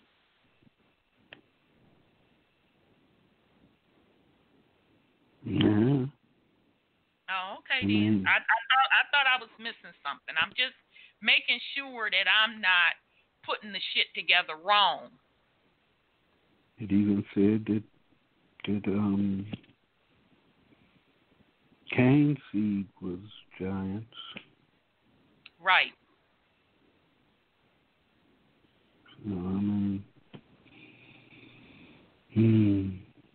So I'm confused because the book that we're reading about Licene and the giants, did he not say that the giants were the aboriginal, the indigenous people of that land? Okay, so I don't want to put words in people's motherfucking mouths. And he said that the Israelites went to war with them, right? Mm-hmm. Okay, then. And so according to the Bible, they got permission from their God to wipe them out. So there are some big inconsistencies there on what was the true motive of the Hebrew lineage and what the fuck is their lineage. Because why all the other giants are evil and they the fallen angels, but yet Noah is a giant, but he don't fit that category? Or I'm sorry, go ahead, Brother Sean. I mean, it's just taking it back to that story on the whole. I mean, according to that story, he put these couple people, right here. That's where y'all supposed to be, right here. Right here. Right. Okay, but then they fuck up. So he say, y'all go over there. But yet, It's motherfuckers over there that they God never talk about creating. Right. And they the indigenous people. So all of a sudden, you couple motherfuckers that your God just put in the middle of someplace where obviously other people are already at. Right. And your God just decided to put you where other people at and just turn you loose and just say that you could have your way. Right. I mean, the Giants wasn't even part of the plan. They was mad at their own kinfolk. And the Giants just happened to be in the way. Right. And I'm just tripping on how they just smoted them so easily. I mean, what the fuck did they have? Exactly. They ain't had no stones. Right. Right. We damn sure know that. And then I was thinking the same thing, because even with the gentleman that just did this particular video, when he said that the army, the Hebrew army or / Israelite army conquered all of the giants. Right. I'm like, okay, so they had to have some hella technology to do that. Yeah. Or they were stinging like mosquitoes all day long because they were short. Right. But the thing of it is, sis, they not short, because it's admitted, this is the second time that it's admitted that Noah was tall than a mud effer. Yeah, but the Giants had to be, what they say, 200 or 300 ills, and I haven't figured out what 200 or 300 ills is yet. Well, I know I did the calculation on Noah, and he comes up to 210 feet. That's a giant. Exactly. So that's why I'm like, y'all sitting up here playing with semantics, because you seeing the fallen ones and the giants are the Nephilim, but shit, Noah was a giant. But you know, the Gigi's came over here and they escaped, you know? That's what I'm saying. This is what I'm trying to get to.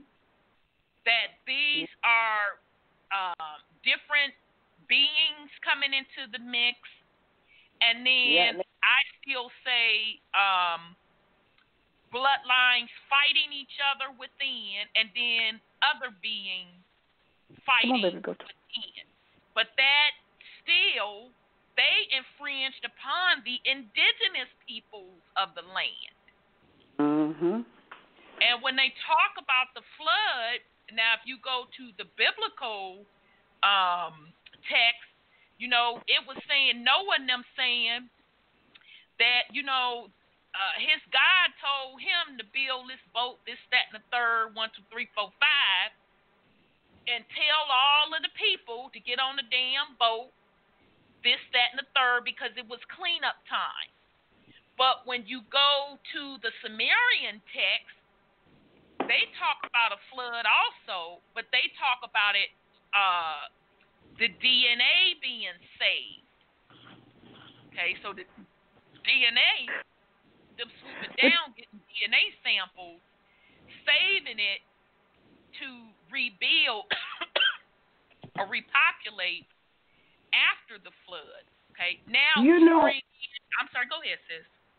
You know, speaking of that boat could never have carried Noah if he was that tall, because of the cubics of that boat, 12 by 12 feet.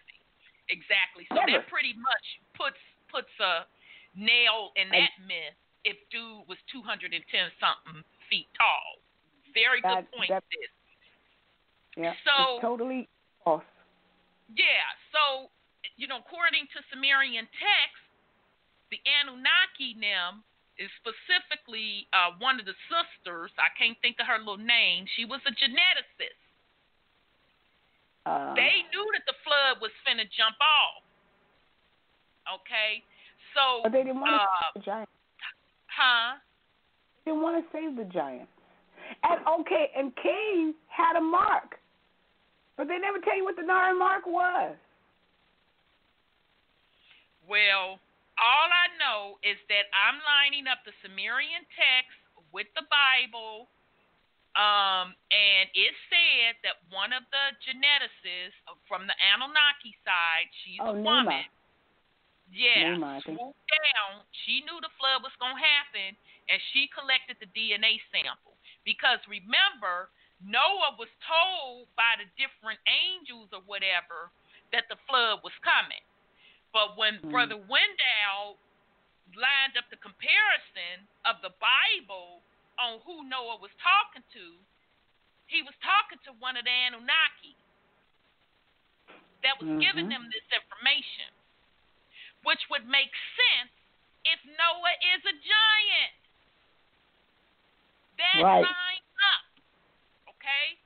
So now this flood was not from the Anunnaki, who Noah and them are looking to as, you know, the higher beings or whatever.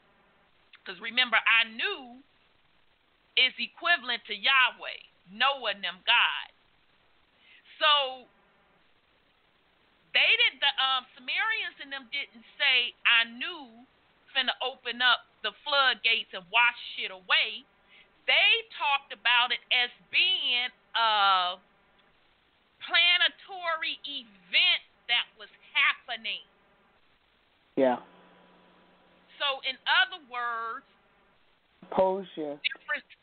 different cycles on Mama Earth happening because of all of the fuckery that was going on with all of the warring, with all of these different species not being in balance, doing what the fuck they supposed to do on her, which is to live in harmony and don't fuck with her people. You the fucking visitors. She had to cleanse and purge.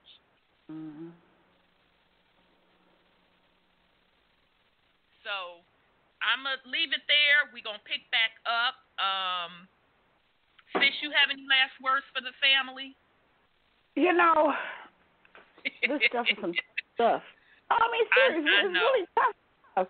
I've been reading this Bible and all that stuff, and I done fallen out of love with the Bible because it's more metaphorically written than truth. It really is. And so, therefore, you can't put the science with the words. And I really have problems with King James because he wrote it. Right, and that's fine. I don't have an issue with that at all.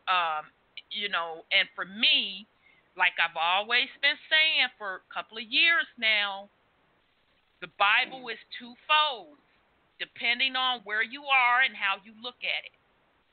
It's a book of spells, or you can crack the codes. Yeah. And find out what they're really talking about. Because they throw everything in there. When they be talking about the genealogy, think about it, genealogy. They're talking about the different bloodlines and the different species.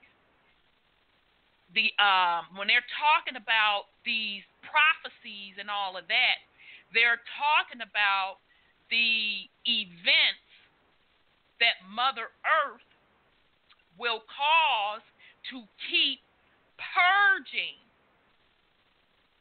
folks off of her. That is not in harmony. So that's why you could never take the Bible at full face value, word from word, because we know that King James was over in the Americas putting together different indigenous stories or passed down traditions.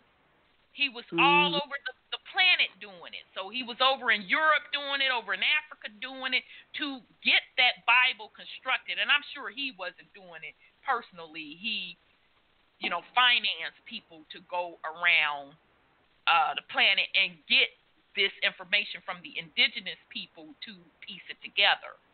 Okay? to come up with what they come up with. But it is what it is. That's why you have to, number one, look at all of the ancient texts to see whom is whom, what are they really talking about, and then more importantly, you have to go within and really do some deep diving and see what resonates with you. And, the energy is out there now for you to do that, because these curses that were put out there, the spells that were put out there for generations to follow, all of that is over with now. So, Brother Sean, I'll let you do your last word. Sorry, I'm just going on and on. Hey, no problem, sis. It's all good. It's all good. Do you have any last words for the family? It's all good. Let me see. Not really. I mean, they should have enough on their mind that they really don't need me to say nothing else.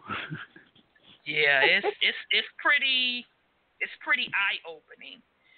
So, family, we're gonna pick back up next week with the series on the Giants, and bring in more material. I am going to, so just be patient with me. I am gonna pick back up next week, and I've been looking at the queue, so I'm surprised that people were really, really interested, because we had a stacked queue when I was going through those names of the reconstructed Congress.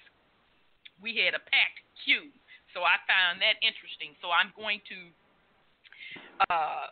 do a little bit of that, and thank you, sis. I'm also going to include the first melanated presidents. We're going to pull a motherfucking information as well.